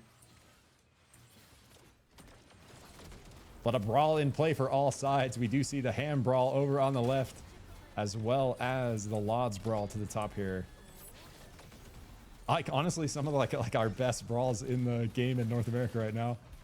Posturing up against each other. In our final 3, we do see, oh, Nye looking for the instant engage through the Saros portal. It was thrown out for Nidhogg by Poke. I love the look from Naya, and BAP finds the opportunistic third party, forces their way onto the south side of Cat. Somehow, Kenneth lives. Not for long, though. Gets taken out, but I like this E-plat position from Cat. They have the space they need to get Kenneth back up. Now they have an opportunity to fight out of the pinch position here against Naya, but this is definitely the kind of powerhouse squad in the lobby for game 3. Beautiful bright cheer from Kenneth, trying to put Tsunani into Storm. Cat has to be careful with BAP lurking to the right now. Really don't want to be finding themselves in the middle.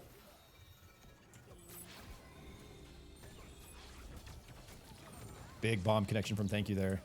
Gets instantly traded back from the Eva Orb, but the armor damage sticks, right? You see a couple of repairs coming through for the side of BAP, but those won't last forever. Almost another connection there. Thank You, been looking really strong on the Bebo these last couple days of scrims. Causing a lot of chaos out here. Look at this next shift, though. Coming right into Naya. Naya has a really good kind of look to hold their ground, especially with this Bebo in play, as both these teams are going to have to make this move. And both these teams kind of posturing against each other at the moment. So it's going to be a tricky angle for BAP here because they have this big wall in their way. Especially with this nuke. Actually, really good nuke. As we see the shift coming in, trains coming through. Nuke answered from Naya there. Throwing one at Cat. Just a bit of zoning traded. This is going to be a really tense next move in for both Cat and BAP here. See Nidhogg trying to just get as much value as he can out onto those armors with the Saros. Is kind of doing work. Has 2 of them kind of chipped halfway out. Looks like BAP is out of repairs too. Pine not able to kind of patch up at this point. Ham connecting face steel chain after a Bebo bomb does connect from Thank You.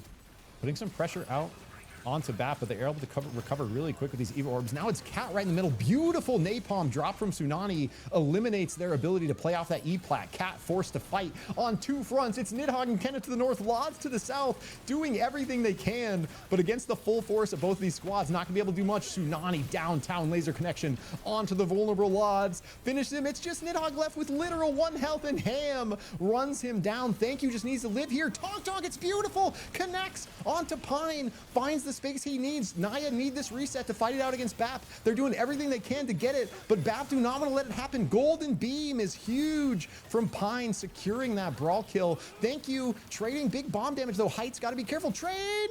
Ooh. Oh, and Tsunani finds the spike. Actually, exactly what they needed here. So they get the 2v2 kind of reset. Now, Thank You has the crown, looking to punish Spades over Abyss, pushes him out with the bat. Thank You playing out of his mind on that Bebo. Tonk, angle into the wall, doesn't connect the bomb somehow, though. Spades lives, Spades connects the ulti. Height whiffs the ult, but does not miss the R&B, connects onto Thank You, gets the crown proc. It's just Tsunani left. The train finds maybe an angle for the train res. I don't know if he has any crown to play for, though. It's looking like BAP's game, and it is. So despite Naya having a really good look there in the end, BAP claimed game 3. BAP is so good at calculated finals, man. They're really good at forcing the other 2 teams to fight while kind of trading the bare minimum they need to you know, make sure that's happening, and then really good at fighting it out, like when someone kind of finds themselves at disadvantage. And, you know, a lot of that comes off of these players being kind of like mechanically cracked in their own right, but they're really good at playing together, and they're really good at like calming on how to move in the final three. And we see it again there, you know, basically playing it to perfection. Finds BAP a win in game 3. The balls on brawls. I love that. Yeah, it's true, bro. They got that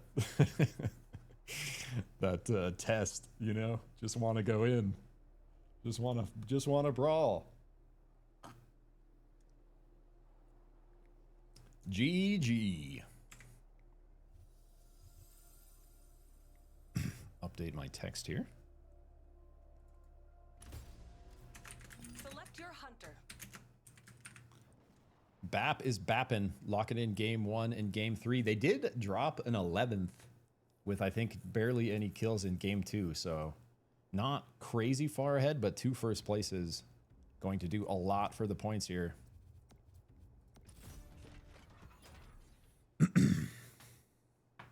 Oath is up, baby. I'm going to go grab a water refill, guys, while we're loading in. I'll be right back. My blades are ready. You are the drop leader.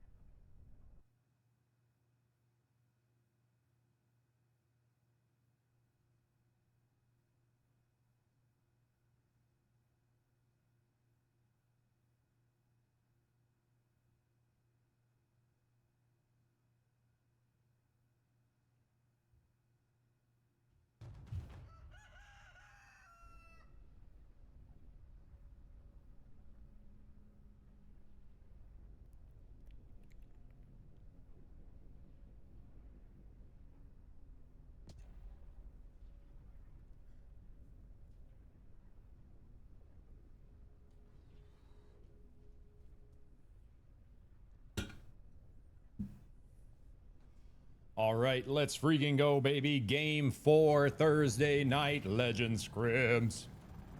Teams out early. Looks like BAP and GCR on the race, on the ride to Imhotech. Need for speed, need for gold armor. I like this peel off. Height gonna opt to get levels on the brawl and then get a recall all the way back to BAP to find their way to their golds. But we do see a true race here, and it looks like Spades is going to do the same, so it's just going to be Pine on the level 1 long ride to Immo, but got to be careful because Bal have actually 2 members on the ride, 3 members on the ride. They're going to snipe these train perks. 3 teams down in Coldfang and 3 teams at Prisma fighting as well. Really crowded drop areas here. Nice punch from Pamu, looking to buy some space. SFM trying to work their way up to the north, maybe pinch and third this fight between CXC and CMT. Everyone fighting over these chest loots. Remember, each chest giving not only gold but also XP, so a really good way to find levels as well. We do see 4 coming through here for SFM, 3s for most sides. Mod finding a knock here, so we pan away for a sec. Looks like just going to be a pick for them, and violence over the golds is breaking out up here. Looks like we got a second to breathe for our Coldfang fight. Let's take a look at what BAP's doing up here with Bal. An enemy oracle is scanning. Spades level 5, but no armor. Bal do find themselves a quick 3 greens. The other really good thing about golds being in Imhotech is if you don't find a gold, you very often find a green. It looks like a couple members of GCR made their way up here as well, fishing for golds of their own. Krillo finds one. Big RNG there coming through for the Aluna. Height has his gold armor, level 6 after that recall. Gold key pops. Here we go, BAP. 2 golds online. Third gonna be right here for Shrike. Sorry, Shrike Jordan Pine.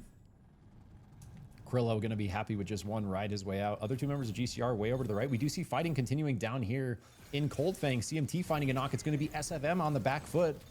Second, just trying to live here in the Shiv v Shiv. Flame Dave wants to run him down. Going to be tough for the level 4 Shiv. And in the end, SFM going to get caught and punished for the Cold Fang drop. Looks like CXC makes their way up, finds a relic by CMT. Got to be careful here. Pamu does not want to get caught. Nice entry from the Fox. Gets a shield pull onto one. Big pressure out onto Lunaris.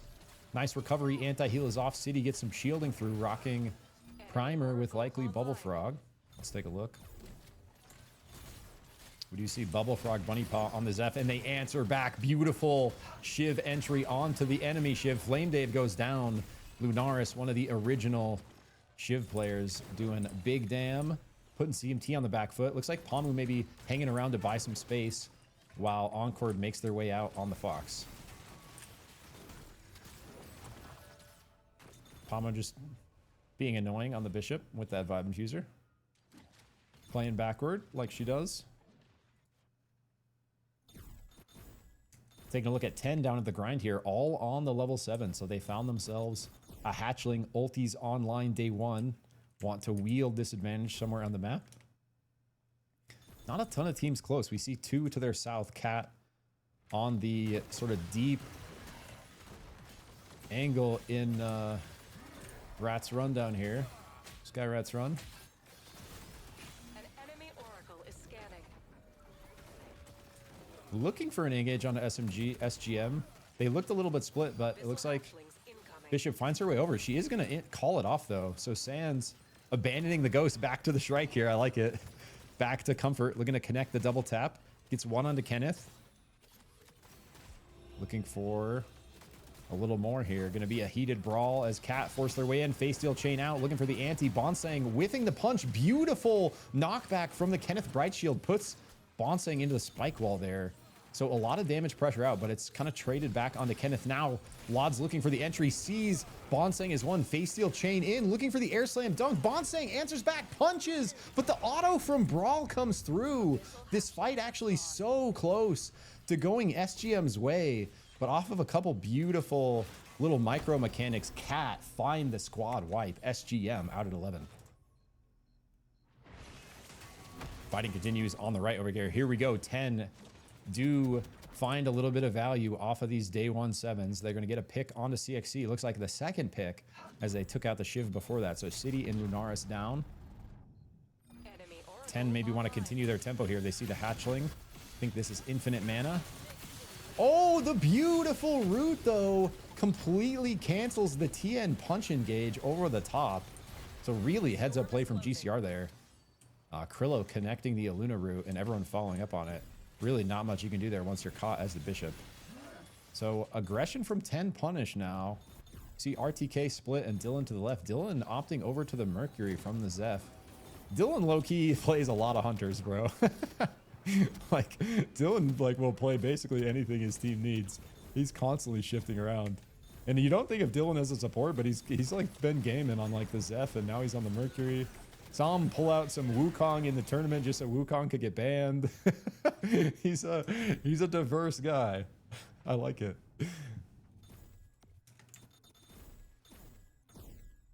Taking a look at our Naya squad, we see slightly down on relics here. Tsunami and Ham still looking to grab their second. CMT pushing in from north. Thank you. Really not missing with the Tonk Tonks. Finds the... Jeez. Bat combo onto Pamu. Pamu is gone before they can even do anything. And really kind of punishing... Dude, I love...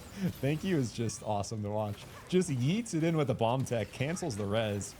Encore opts to go back in with Flight of the Firefox, but really not going to be able to do much to follow up on that. Now Ham looking to punish that entry. Gets the dunk connect, but not enough for the full dunk there. With the Fox being high enough health. Actually trading back really well here for the side of Encore. Doing Firefox things. Not going to be enough, though. Felix does go down. It's just going to be Flame Dave left on the Shiv.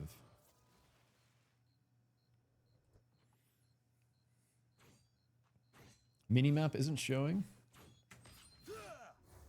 Sometimes it does that, bro. I don't know what the deal is with that. It's like if I tab, it'll show again. I don't know what the deal is with that. Holy wombo. True. Machine fight breaking out. Bal finding two. It looks like Uki connecting that singularity onto two members of GCR. BFS, though, wants to find the follow-up with cooldowns. Oh, but the spike! I didn't even see what that was. The downtown spike coming for, I think, an Azeroth arrow connecting right there onto glass. Gonna put BFS on the back foot after they were looking to punish Bal there. So Bal continue to kind of maintain control over Machine. Very likely going to get this fire. Going to be in a really nice spot for this next shift. Fighting up to the northwest. It's Mod versus BAP. Abyssal or Meteor Beast down. Trading so much damage on both sides. The golden beam, though, from Pine hitting so consistently. Going to force Lemur into Wisp. Trades those armor rounds out. A huge pickup for the side of BAP there. Now Heights brawl with the armor shredder. They are going to get this res through. Lemur back in play. Flame Dave, I think still last member left for CMT. Oh, Flame Dave did get a res off. So CMT right back in it. Now Krillo may be caught trying to find a pick onto Flame Dave, but all of Mod engages onto Krillo. A little unlucky there with that third, but nice heads up play for Mods. Now CMT runs right into the arms of 10, and they are so happy about it. Encore somehow finds a kill on Tien on the way out. RTK does not want to let this Fox get away. Really looking to play the Jin angle, the dunk over Abyss. Looks like Encore is going to get out. I love the third from 10 there. Really opportunistic position on that island. Find multiple kills off the back of it. Ranking up the scoreboard. See BFS, we're able to get up glass, now posturing over this Meteor Beast in the center. This is going to be Corrosion, if I'm not mistaken. It is Corrosion. Looks like they are going to basically secure this. No contest. Even though multiple squads around.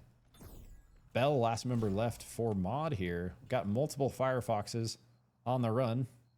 Felix's, sorry. I have like, he's one of the ones that I'm really stuck on the code name or the old name. Pamu takes a portal through. Big portal over from Race Row here. A lot of space on that side of the map, but getting very crowded, especially with the Soul Biome Soulstorm in play. Looks like Bell is going to get caught by two members of Bal. Not a ton you can do there. Mod is taken out. BAP looking to take out members of 10. Dylan on the way out, trading the beam and wings of his own. Finds the space he needs. Now BFS looks for the engage on the BAP. Abyssal Breaker out for AJ. Glass trying to follow up with the nade damage. Not going to be able to connect much with that Mercury in play. Such strong healing. They turn, though. BFS turn. Find an engage onto 10. Really trying to force him off of this RTK Wisp. Both teams just saying, while they're fighting, are just like, yo, 10, this res is illegal, bro. Not letting Dylan get that. So in the end, 10 still down at 2. This recovery from CMT is nice, though. We see Encore and Pamu reconnect. Looks like they found a 2v2 against Cat. They are going to be able to take out one member. It's just going to be Kenneth left on the Oath. Speaking of one member, oh no, they have two. Tien and Dylan fighting over this res against CXC. Now one as Dylan goes down. Just going to be TNN left on the Bishop here. Lots of squads kind of fighting from the back foot this game. Multiple reses coming through. Looking like Kenneth going to get one of his own. Repairing this beacon. 6 seconds to play. Has that Bright Shield. Azarath really wants to stop it. Tough to do on the Myth. Is going to be able to get this through. Bal is not done, though. Toilet kind of on the flank. Uki looking to maybe follow up with the grapple engage. But 10 to the north. Tien, as last member left, finds a pick. Putting huge pressure on the Cat here. Really heads up play from Tien there. Finding a single man third party. And then dips into the laser for fun to lose half his health. Oh, he's getting the crown. I'm the idiot. Tien's the gamer. Crown in play now for 10. Laud's last member left for Cat. And CMT back to full force. Oh, and Tien shows up over the top, working the Bishop Wings angle. EU would be proud. Just needs to find their way into the skybox here. Gonna be a tough ask with all of CMT on the chase. Gets the R&B bump into the wings. That's exactly what he needed. The combo goes hard. Beautiful movement from the TNN Bishop. Finds the space he needs. Very likely going to get this res off. Now with a lot of win rings and Abyss to play for. Beautiful look from Tien there. Now it's CXC and BFS posturing. We see Napalm dropped onto City in crowd control. Beautiful combo there from BFS. And now Cat finds a third party with the res. Abyssal Breaker wide. Beautiful shift from City to get him and Lunaris out of there. Lunaris is just going to go down in Abyss. I didn't quite see what connected there. City probably going to get taken out from Cat. Nidhogg barely wide on that final auto. Connects the second one. City going to go down as well. CXC down to just Coyote, who does find their way out to the left on the Oath. Has to be careful, though. GCR lurking in bush over here. Pop through portal. Looking to play this right side. Actually, a lot of space now. Bao find another combo. The second one I missed. Very likely a Yuki Singularity again.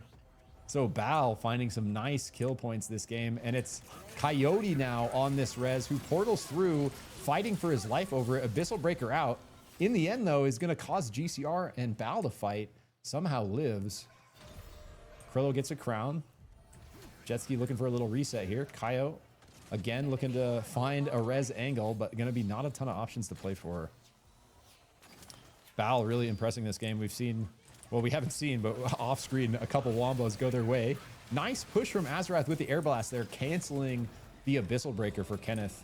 Actually, really heads up play by the Myth. But Nidhogg connecting with these autos, but Lods doesn't connect the finish because the warp takes him across the laser. So Azarath lives for a second longer. In the end, Cat gets it, but a beautiful shift out from Yuki.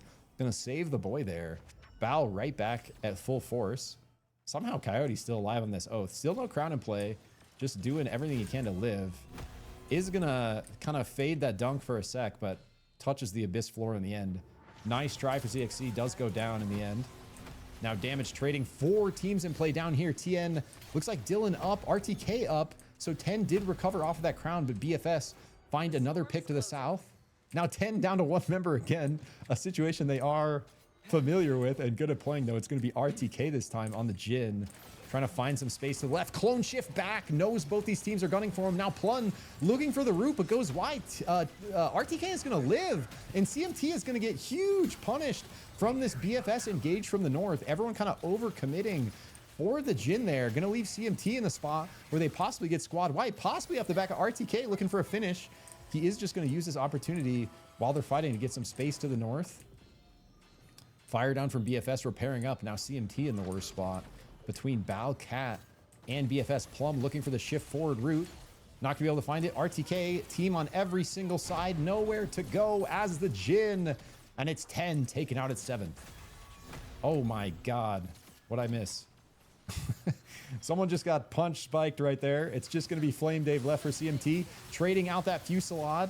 Is it going to be enough in the end? It's not. GCR find another kind of opportunity onto CMT. After CMT was looking kind of pretty strong on the recovery, they got really punished over committing for the 10 RTK here. Now it's BFS versus Bao. Another beautiful combo from Bao. The Yuki toilet. Zeph, Void, crowd control going too hard, and Azarath following up with the myth damage. Bao's looking unstoppable this game.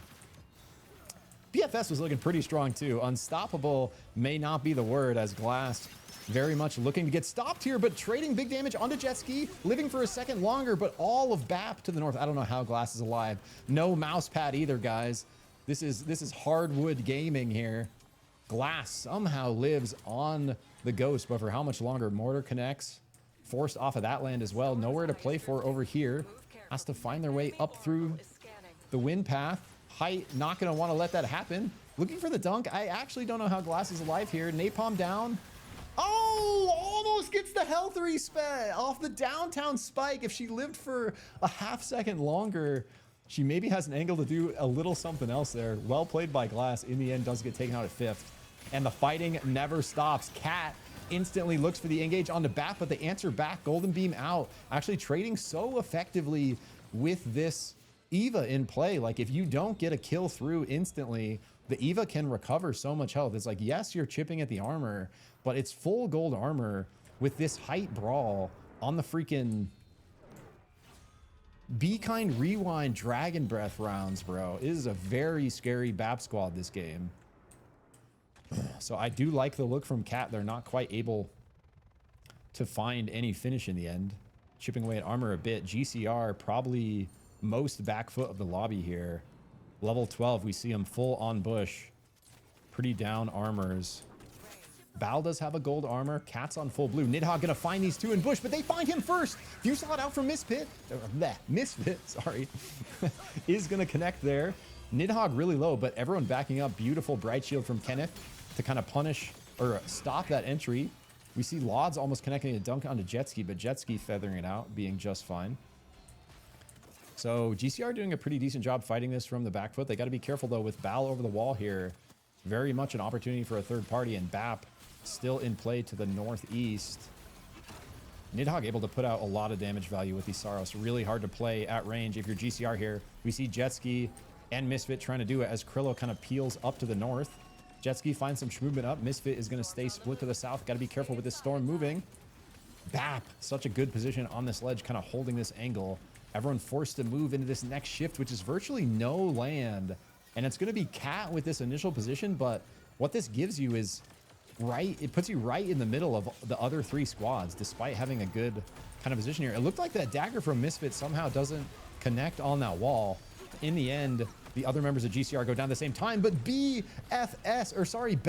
look for the combo onto Cat. Yuki connects another one. The teammate is not there to follow up on the damage because Azarath is down, so they don't finish off Lods. Now it's BAP, finds the third against Bal. It's just Toilet left, has Crown, trying to kite it out to the north on the Zeph. Has a bit of space for a second. Now it's BAP versus Cat. BAP looking for the re-engage. Lods looks for the air slam, goes a bit wide. Golden beam traded from Pine. Big damage out. The concoction is down. Lods gets finished off by Toilet. Procs the crown. Huge play from Bal. Toilet showing up massive for the side of Purple Squad. Uki is back. Azarath is back.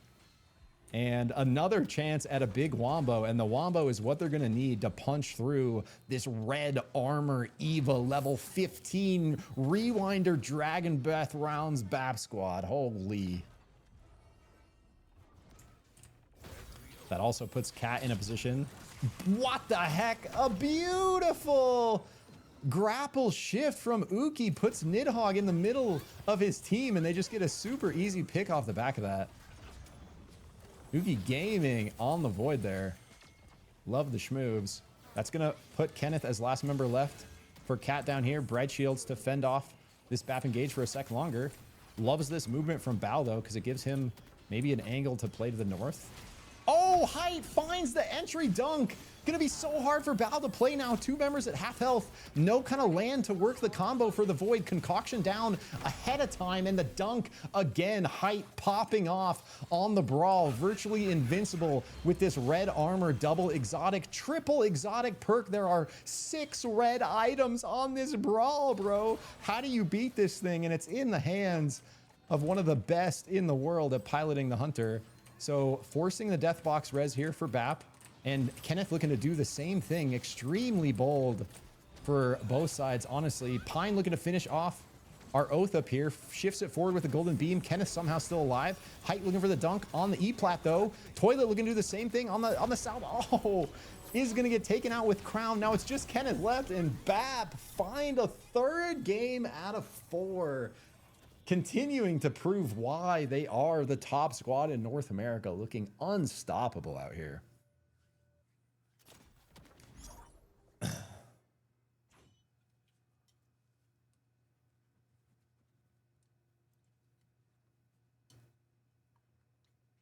Mousepad Friday, I'll be unleashed. I called it in the cast glass. I called it. I said hardwood gaming.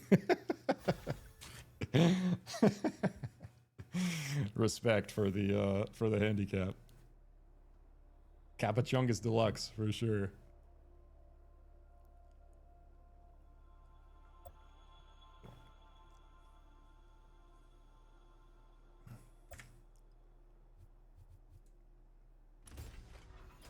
Select your hunter. Right in it. Let's go.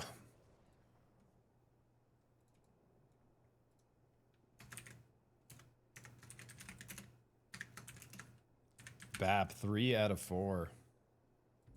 I love seeing the Glass Squad pick up a win though. Called to battle.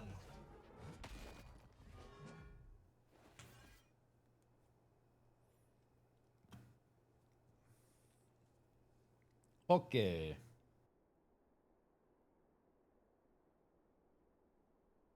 Like right around 4 games is where I really feel the need for like My blades an are injection ready. of caffeine.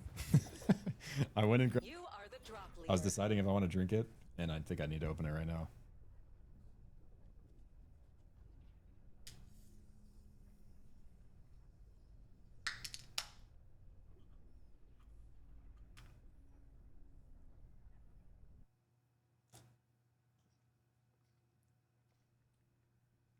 I don't need much. It's like a couple sips. I need like it's like the placebo of drinking it. Gets me fired up. Okay, game 5. Let's freaking go, baby. These have been fun games. BAP is strong as always, though. They do bleed. We saw them bleed in game 2. That's my secret. I'm always caffeinated. Your tolerance is weak. Your? I think it's the second one. You are tolerance is weak. Yeah, it's the second one.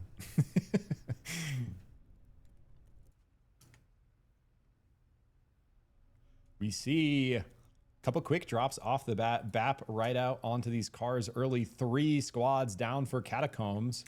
Who's going to come out ahead here? Because 3 squads go for the insta drop, but BAP is riding down with the need for speed on the car. Is going to be a really heated Cold Fang battle. Here we go.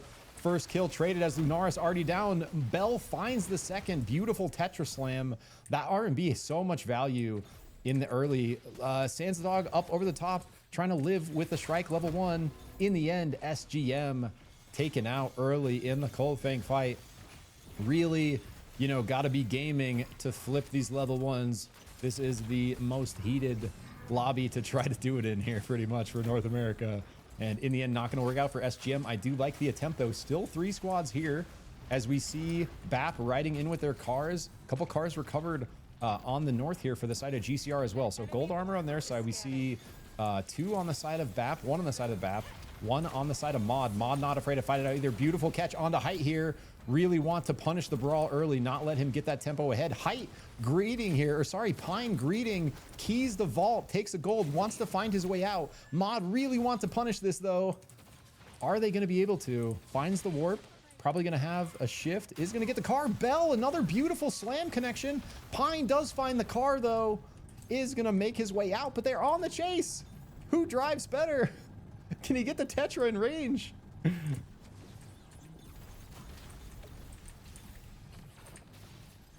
Man, big heads up play there from Pine. Abandons the early one, finds one with full gas so that he can for sure outrun. So does make his way out of there with the steal. But in the end, Mod claimed victory over Cold Fang. Over 4 squads, by the way. Extremely spicy Cold Fang drop there. We saw one of our teams lose their lives in the process. So an early 11. BFS find their way to Relic Shop here looking for a buy. We see our... Thank you, Bebo Hero, way off in the abyss angle here as CXC thinking they maybe caught him. But, oh, and the team recalls. I was thinking Thank You is going to recall, but the team actually recalls to Thank You now. Maybe Naya looking for a surprise engage onto our CXC squad. BFS finds another pick off the back of Glass. More hardwood gaming. Azrath wants to force the res. Napalm out though. Glass with a 7 after the kill connection. Putting big pressure onto Bal. Instantly off the res. Uki wants to shift back. Killed before it goes through. Jay trying to follow up with the shift forward. Toilet really wanting to play the res with a shift of his own. Not going to be able to get it through. Azrath doing their best to trade on the left. In the end, not going to be able to do much. It's just Toilet left here. Finds a nice shift reset off of the jelly. Looking to work that Zeph LMB movement. Hits a twister. Little bit of space. Really wants to live here. BFS do not want to let it happen. An enemy oracle is scanning.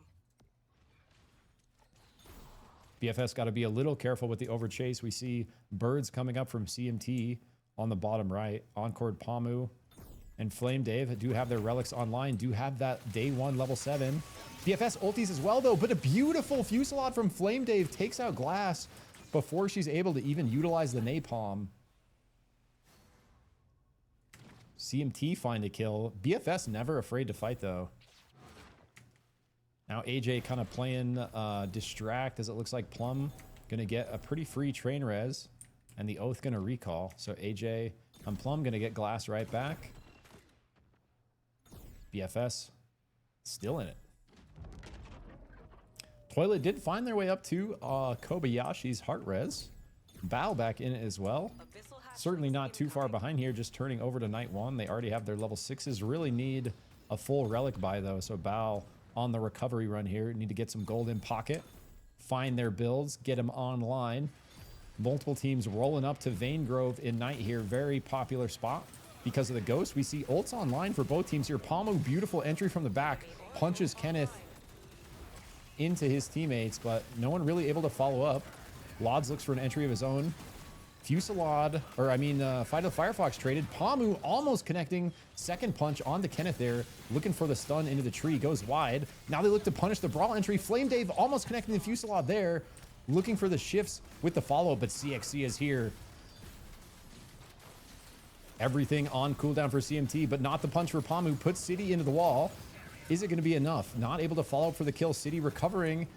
Oh, they're working this plant beautifully. Big heals for the side of CMT off of proccing that plant. Keeps our Bishop in it. Palmu's actually going crazy with the punches. I think 3 for 3 here in this little bout. Now it's CXC maybe in trouble as Cat return, find the third party of their own. Really, really split fight. Scrappy as hell over here. Nidhogg is going to find one on the Caillou. Abyss claiming Palmu. Not sure exactly what happened there. And now Kenneth, Abyssal Breaker out. Is this last member left? It's not. Flame Dave does go down. But CMT got someone out somewhere. It's going to be Encored. Downtown. Oh no! Is on the res, but gets entered by the Height Brawl. All of a sudden, level 9. Always having that gold armor. Despite not getting kind of an uncontested gold, it's still Height with the gold armor ahead of tempo here. Putting CMT down to just Flame Dave. Looks like we got a bit of Mage Bog action up here.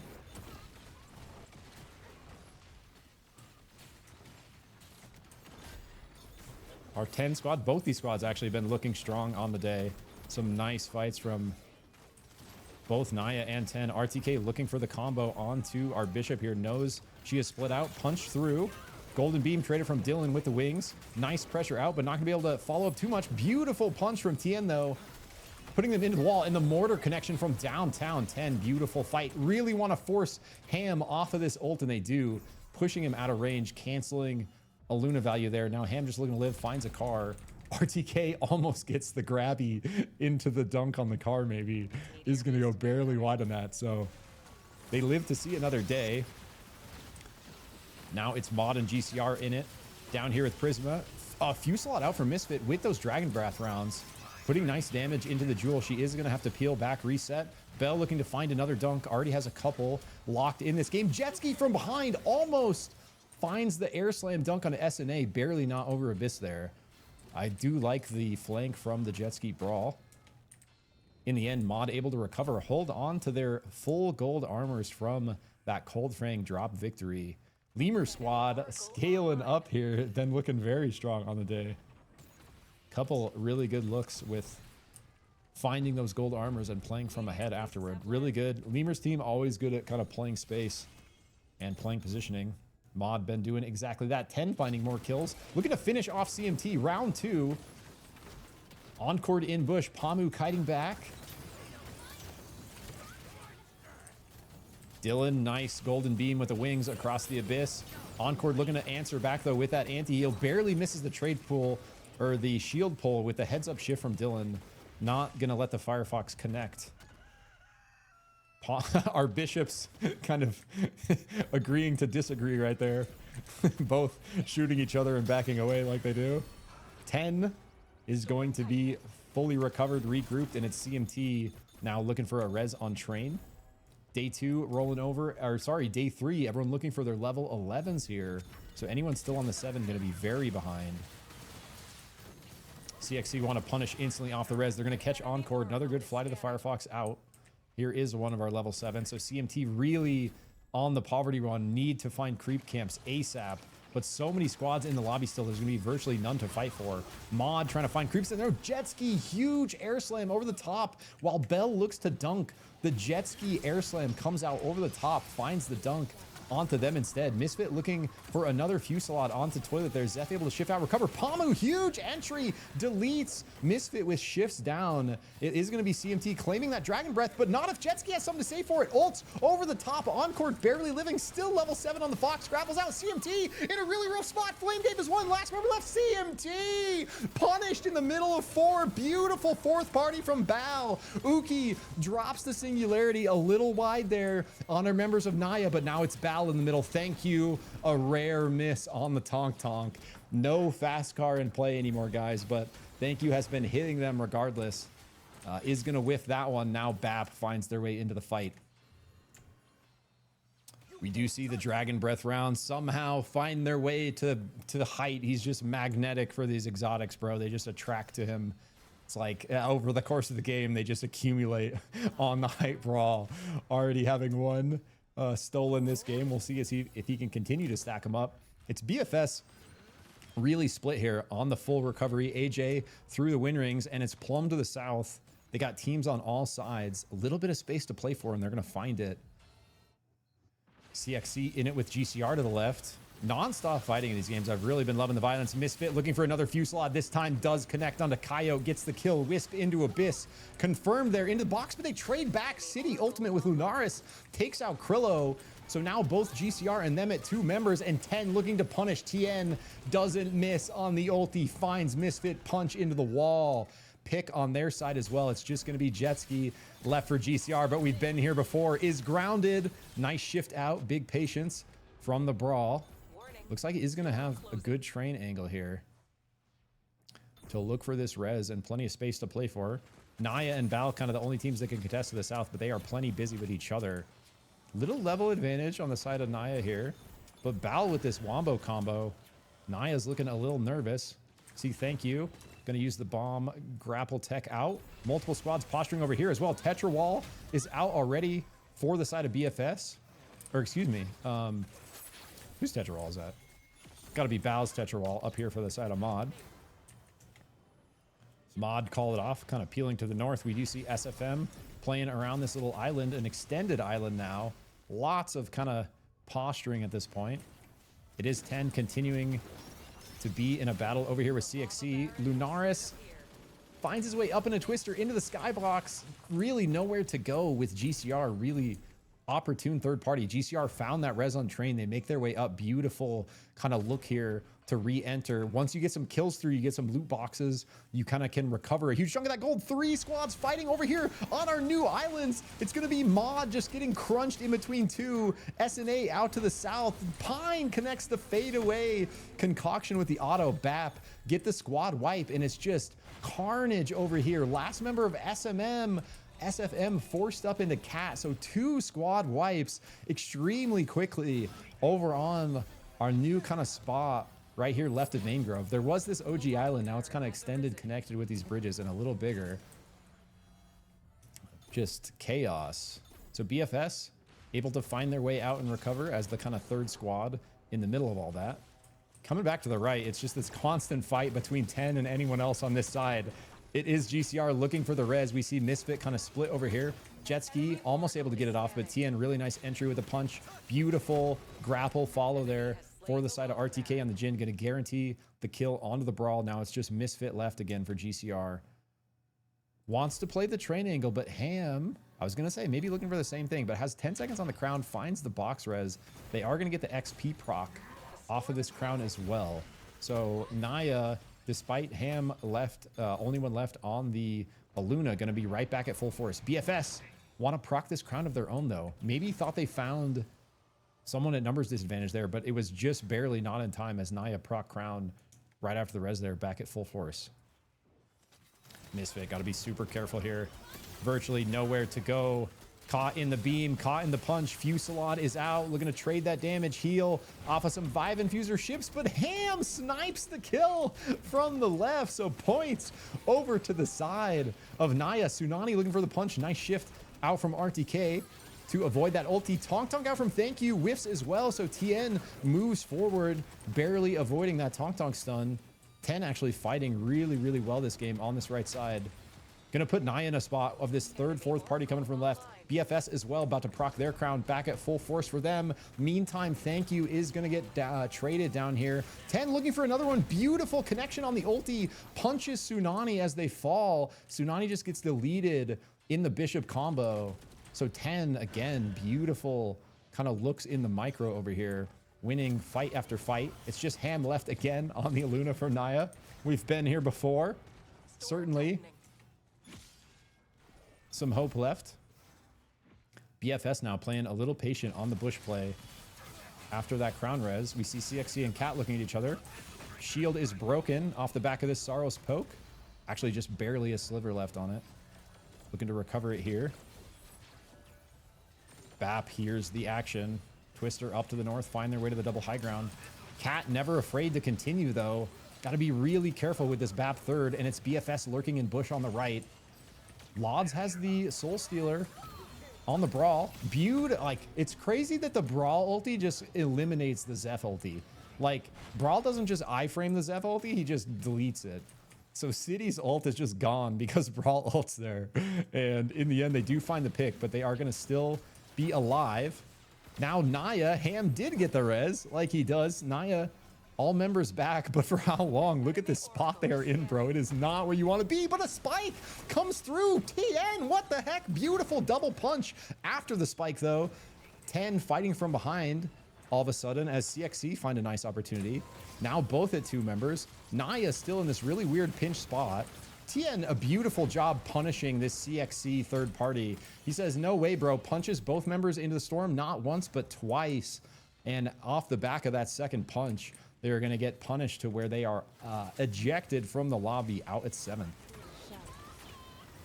Tonk out from Thank You. Just get a little space here. See Naya connecting to the north or to the left. Bap continuing pressure on the Cat.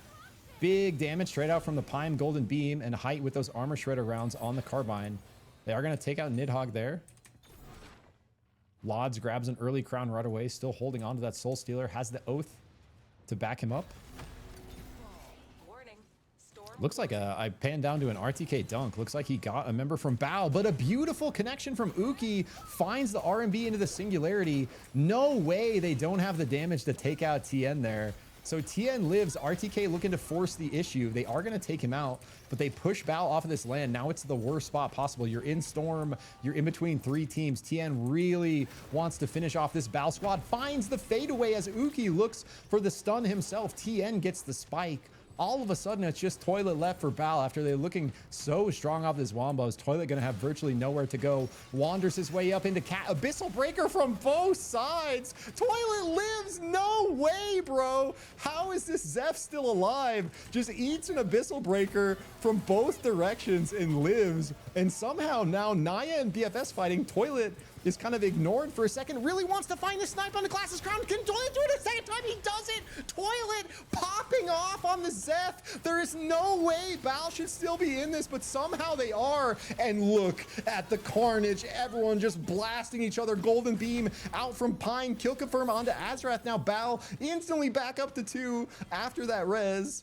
They got the E-Plat to play off, but for how long? Oh my God, Thank You connects the B-Bomb for all their health. Instant Tonk follow-up. Singularity out from Yuki, connects on the 2. Toilet looking to follow with the ult. They're going to delete all of Naya in one fell swoop. Ham, though, on the Aluna finds a Wisp. Looking to play the rest. RTK!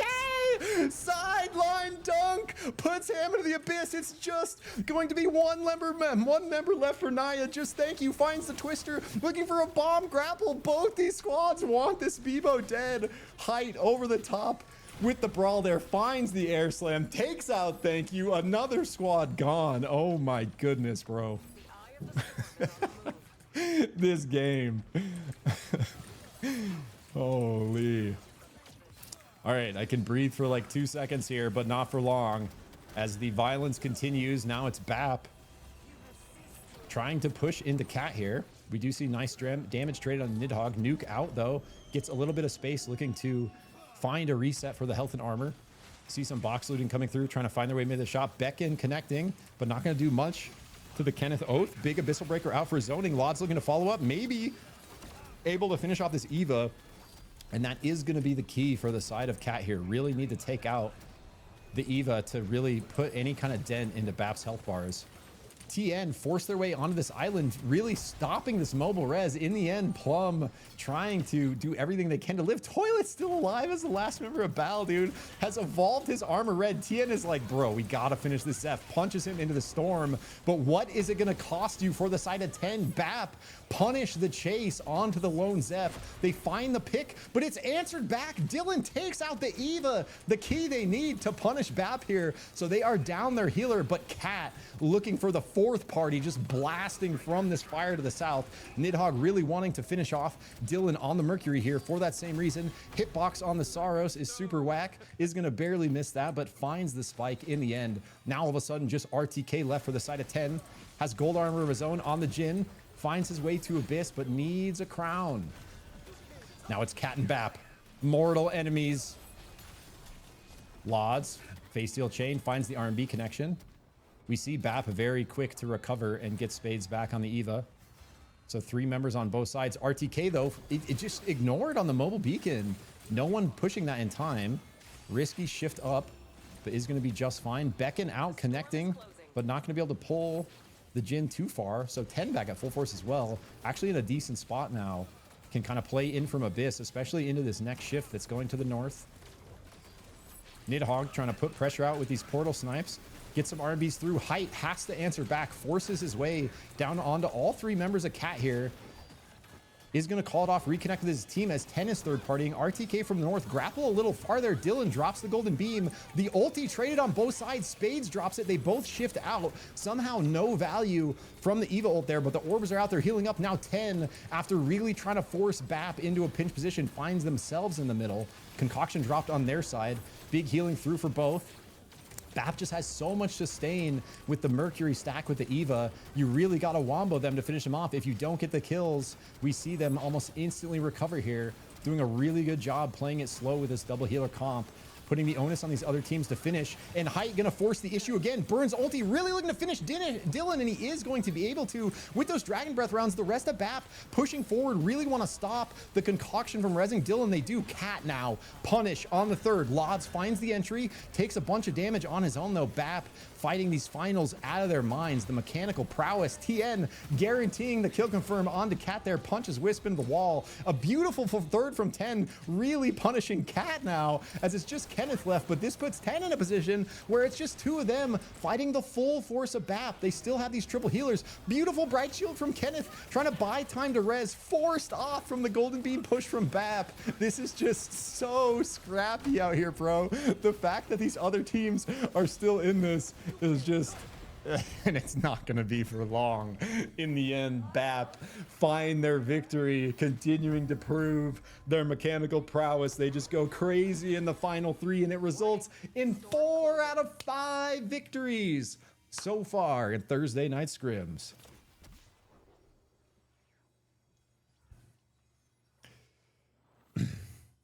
You can't nerf a Swiss Army knife in a game full of branches.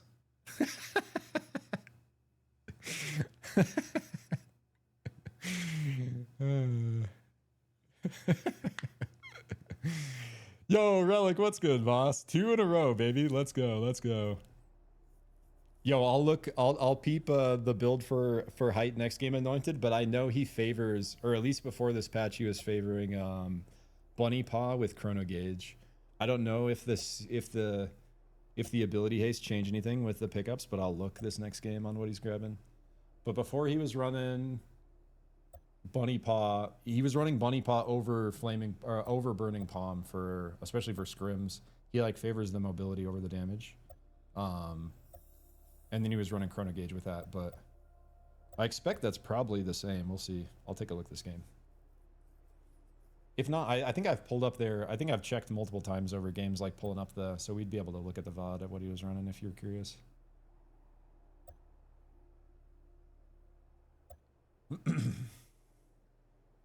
Yo, Clap has entered the breach. Let's go. Clap's gaming. I always like seeing Clap on. Clap on, Clap off. All right, game 6, baby. The finale.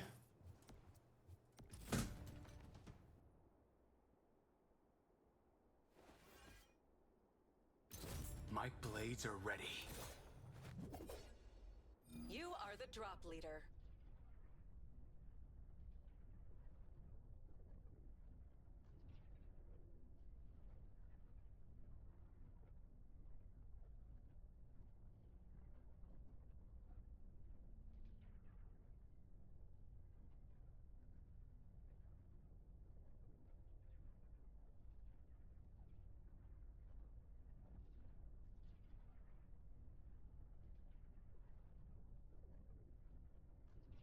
Thank you, Ilario. I said you're the GOAT. Did you see my mouth? I said, Ilario, my GOAT. Thank you for counting. Appreciate you, brother.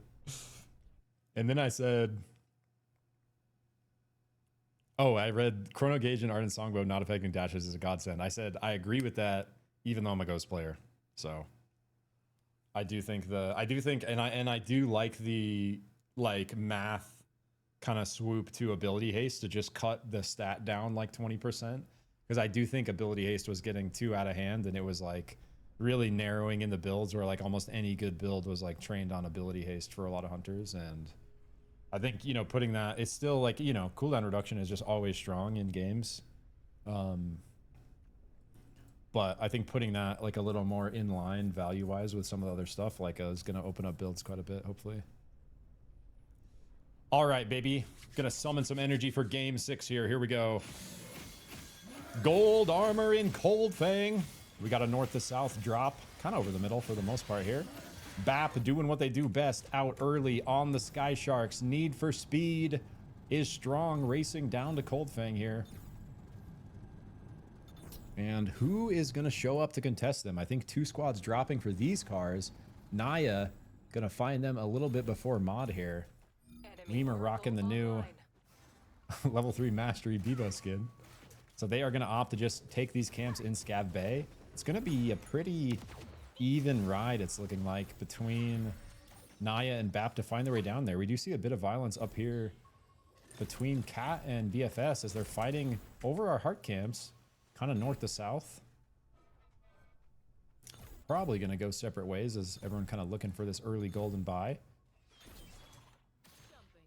CXC may be kind of caught with not many camps as Cat a bit on the split. Lod's farming up some of Prisma here. We do see a recall to Enshrine City still on the level 1. Is going to be able to get some levels here. And Height split farming now opting for the Cold Fang recall. Now that the homies are here, it's going to be just in time for Naya to show up as well on their carts. Never afraid to contest the BAP drop for golds here. But this is what BAP is so good at, man. They're really good at playing the chess. Like, they almost always prioritize like chess tempo in the gold zone over anything. And if you find the gold key, especially in Cold Fang, it results in this, where you're gonna instantly get the 2 golds from the vault. You're gonna pop the gold chest and get, well, Cold Fang's a weird one where you can pop the key on the gold chest and then still use it on the vault. I'm not sure if they did that. Either way, they're gonna instantly find themselves with 3 golds. And they instantly dip to Catacombs, just really wanting to ride this power advantage. Actually, beautiful look for this hatchling. Like, the, you know, the macro from BAP, especially early game, really kind of goes to show why they are usually ahead as we get into late game. Already level 7 with golds. We are, you know, a minute 40 left in day 1 here, guys. So very scary already for everyone else in the lobby. Closest team going to be CXC to the north. They find their level 6, but no armors, no buy yet.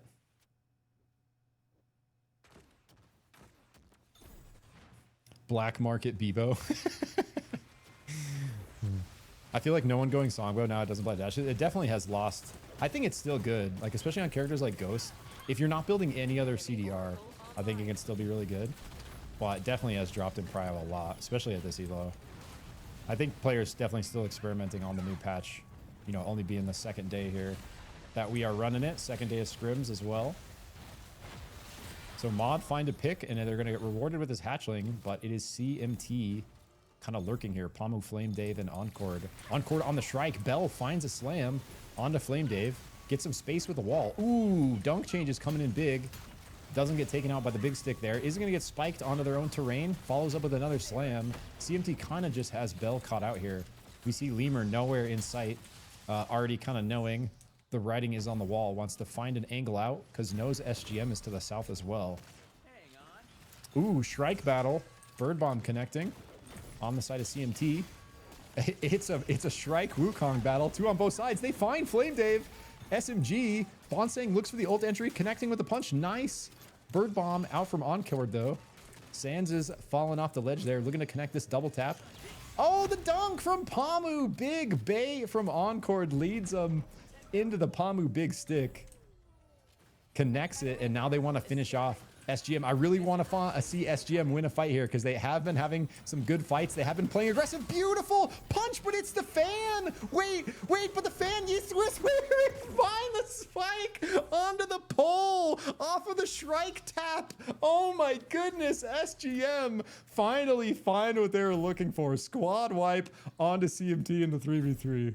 That was a banger. The Wukong Shrike duel off.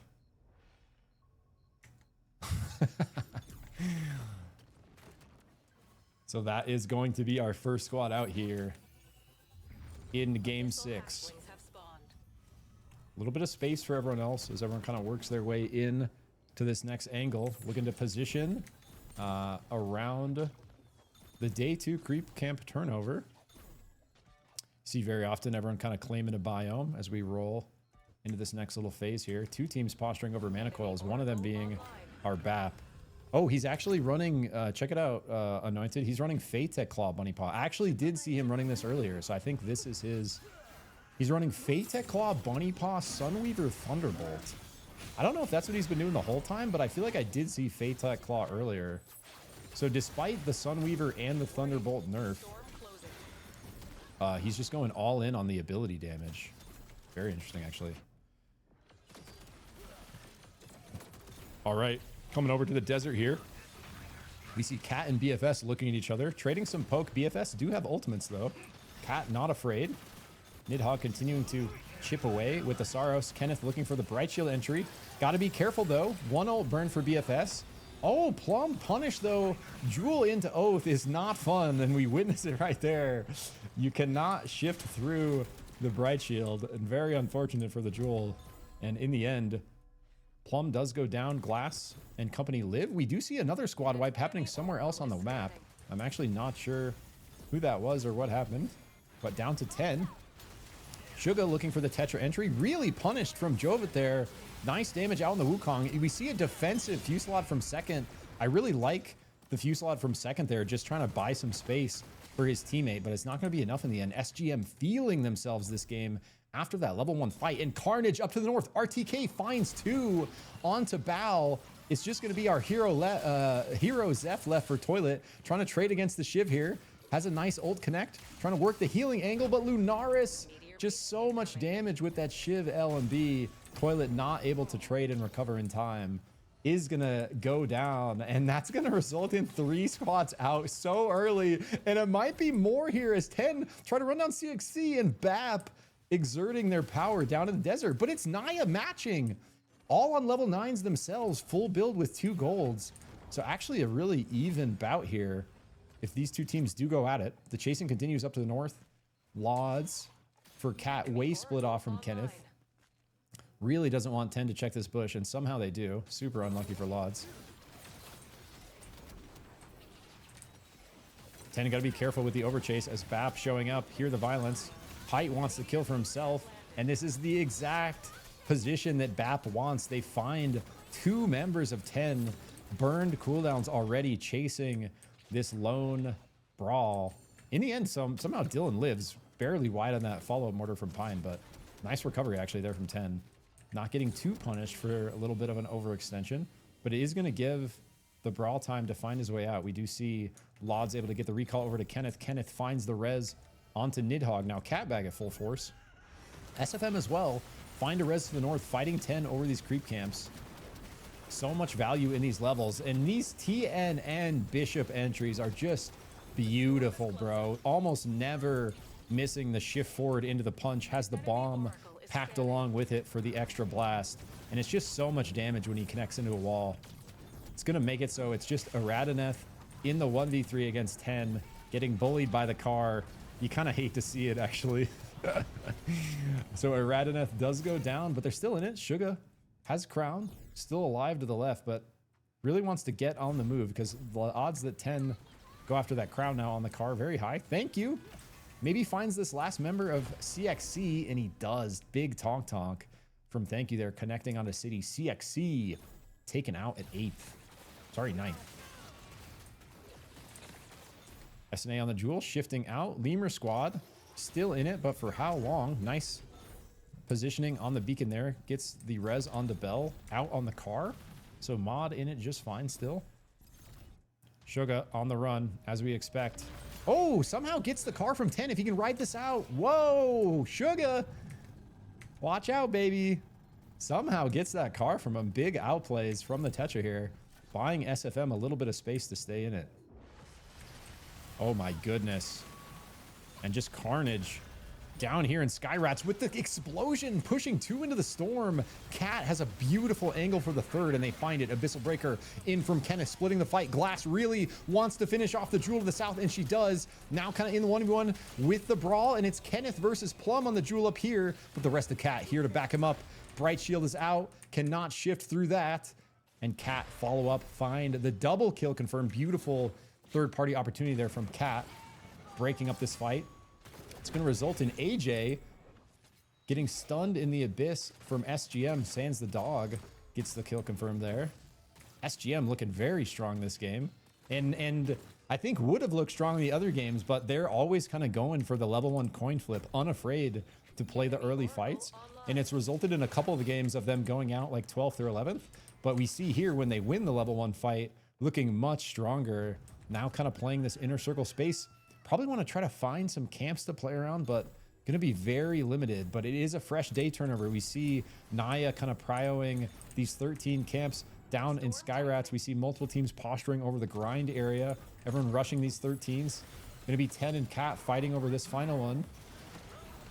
TN looks for the entry there, actually forces Nidhogg to shift through his own portal, knowing that he's about to get Bishop Punch, but it gives Cat the angle to follow up on the Bishop. I really like the kind of follow-up from Lods and Kenneth there. They're going to be able to take out TNN after he isn't able to find that combo. Face Steel Chain connecting onto Dylan as well. They are going to be able to finish off the Mercury. Now it's just going to be RTK on the Jin. Has the Armor Shredder rounds, has the sword, has the potential to delete in one fell swoop with the Jin combo with these items, but is he going to be able to do it? Right now, just playing the patience game. I don't think anyone knowing he's here. Naya and SGM looking at each other.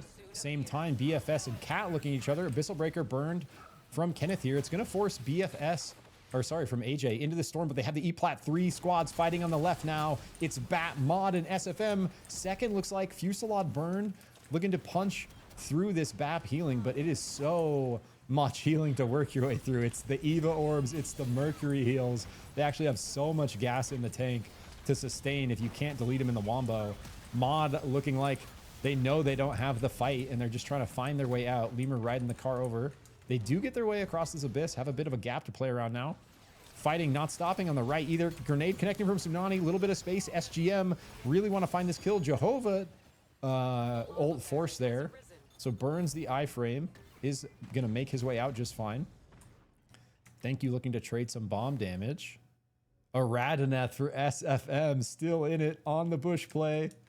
Barely anything to look for here, but maybe going to find an angle if they play a patient. SGM kind of finally surrendering their little island here. They're going to make their way more over to the desert. Mod is here, though.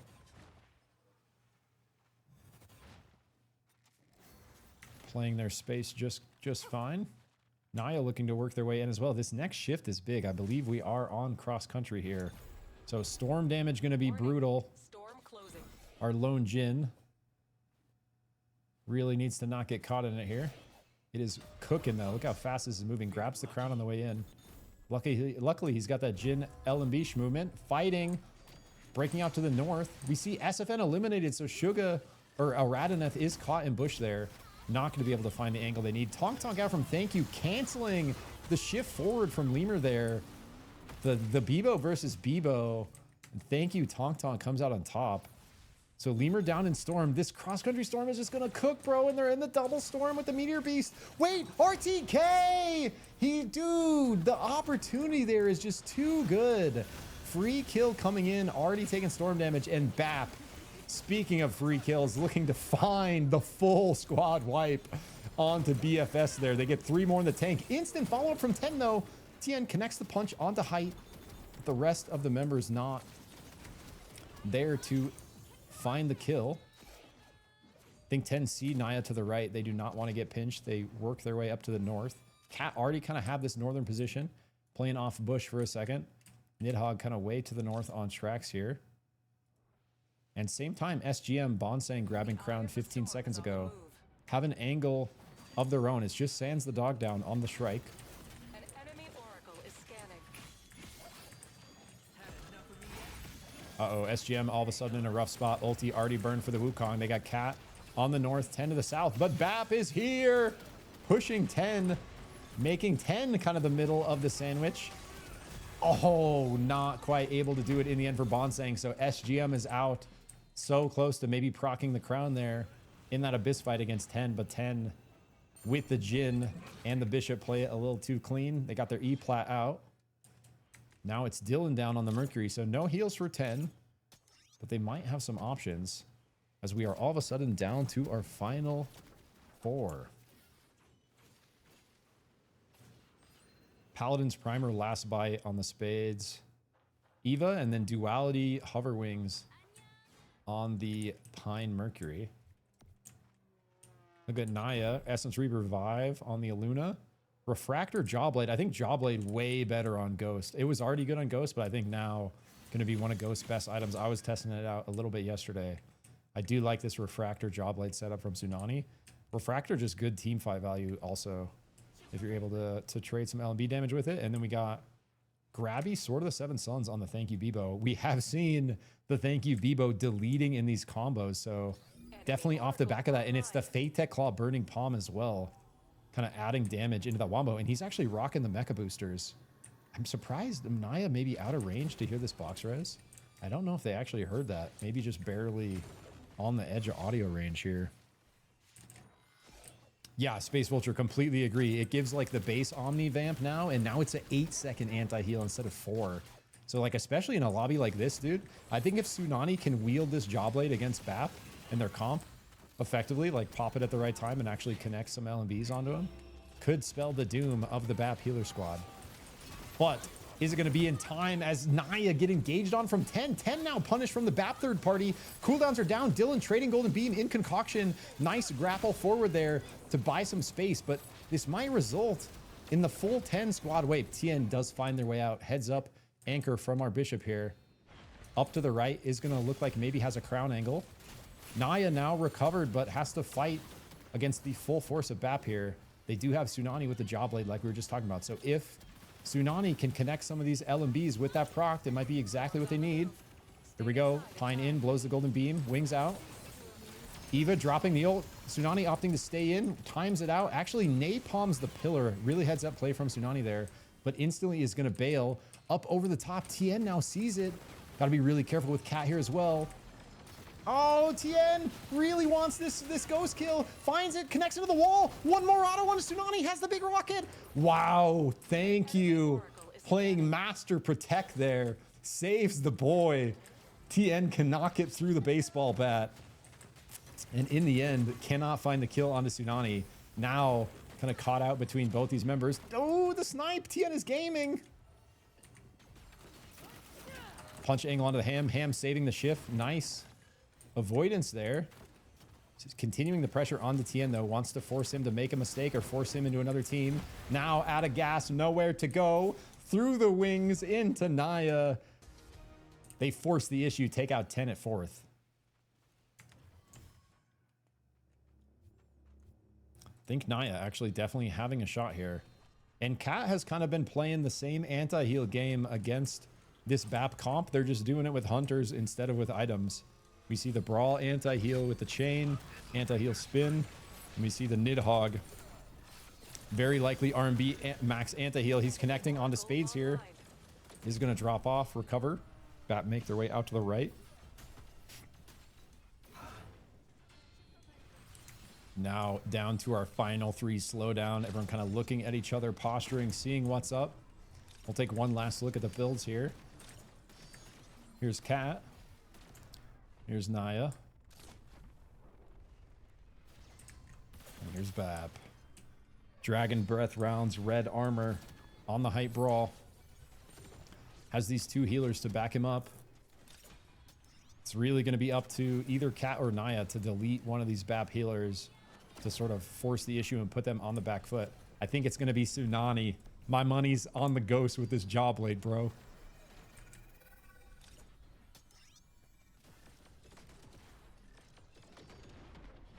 Nice and slow here for cross country. We see a big ship top left, so everyone going to be on the move. It looks like Cat kind of looking to hold against Naya's position, maybe. Catch them on the rotate. Naya see the writing on the wall, make their way up to the north. Kind of reading the situation pretty well here. Bap ahead of the shift as usual. Over on the left. They are going to catch a member from Naya out. Thank you. Bats away, though. Going to peel just fine. Bap here the action. Maybe looking to see if something's up. All teams sort of peeling away from each other, though, knowing that this next shift is going to be brutal if they get caught.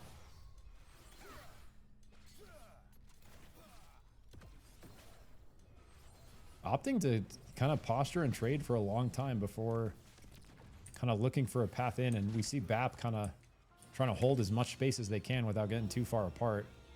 Keeping these squads close to each other and potentially fighting. Actually, very tense final 3 here. An enemy oracle is scanning. Jump pad down. Kenneth may be looking for an engage here. Thank you. Preempts it. Actually shifts forward. Bats Nidhogg into the wall. I actually love... We had jump pads down from both teams. No one takes them. And thank you just forces the kind of reaction from Cat there. I actually really like the Bebo look there. All right, as we move into Ion Acres here, it is going to be Bap, Naya, and Cat continuing to look. Nidhogg connecting some damage on the Tsunami, looking for a buy. Remember, the RMB basically free if you land it. Roof runs 100% of mana. Otherwise, you got basically 3 in the chamber. Nidhogg rocking some kind of mana rune, at least very quick mana recovery we just saw on the Saros. Pine doing what they do best. Spamming the emotes. Actually love this portal from Nidhogg. Such a heads up play. Pine trying to punish, but now they're split. It's thank you. Tonk Tonk finds the brawl. The exact member you need to take out to shut down this Bap squad. Looting the Dragon Breath rounds on the side. Naya have a chance to take this game. Lods forcing the issue against the last 2 members of Bap. We do see Nuke instant out on top. Naya really wants to finish off Cat now. They push up into the top. Beautiful stun connection onto Lods. They're going to take him out in that route. Kenneth now on top looking to play protect, trying to work this wisp angle. Thank you, force him out with another beautiful Tonk Tonk. The double bat into Storm. The thank you Bebo with the ham support, and Tsunami following up with the damage is looking disgusting all day, but especially in this final thank you, just showing up and making the plays. But it gave Bap time to get their brawl back. So somehow Height back somehow still has his Dragon Breath rounds.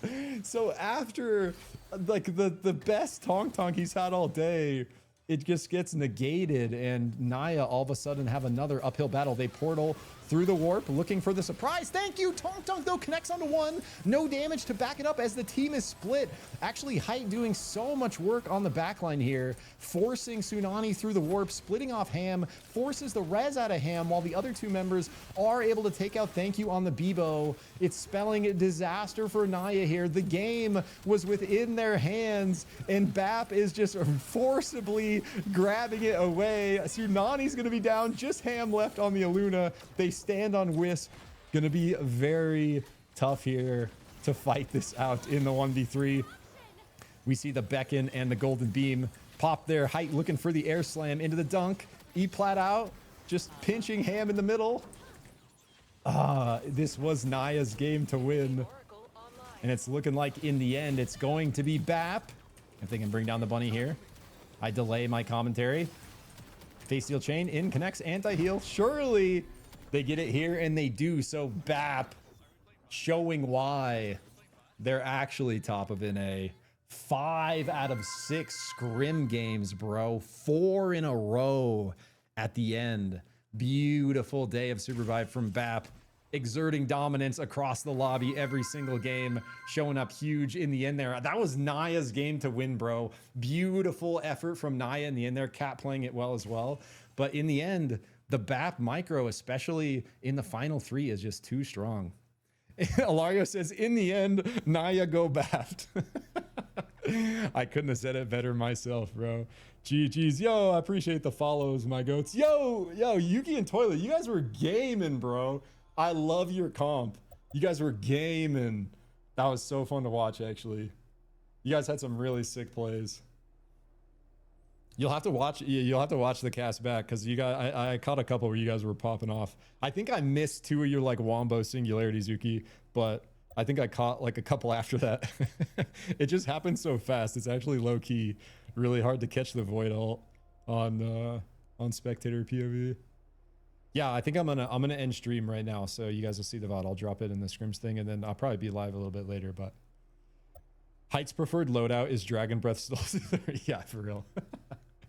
GG, that was so fun.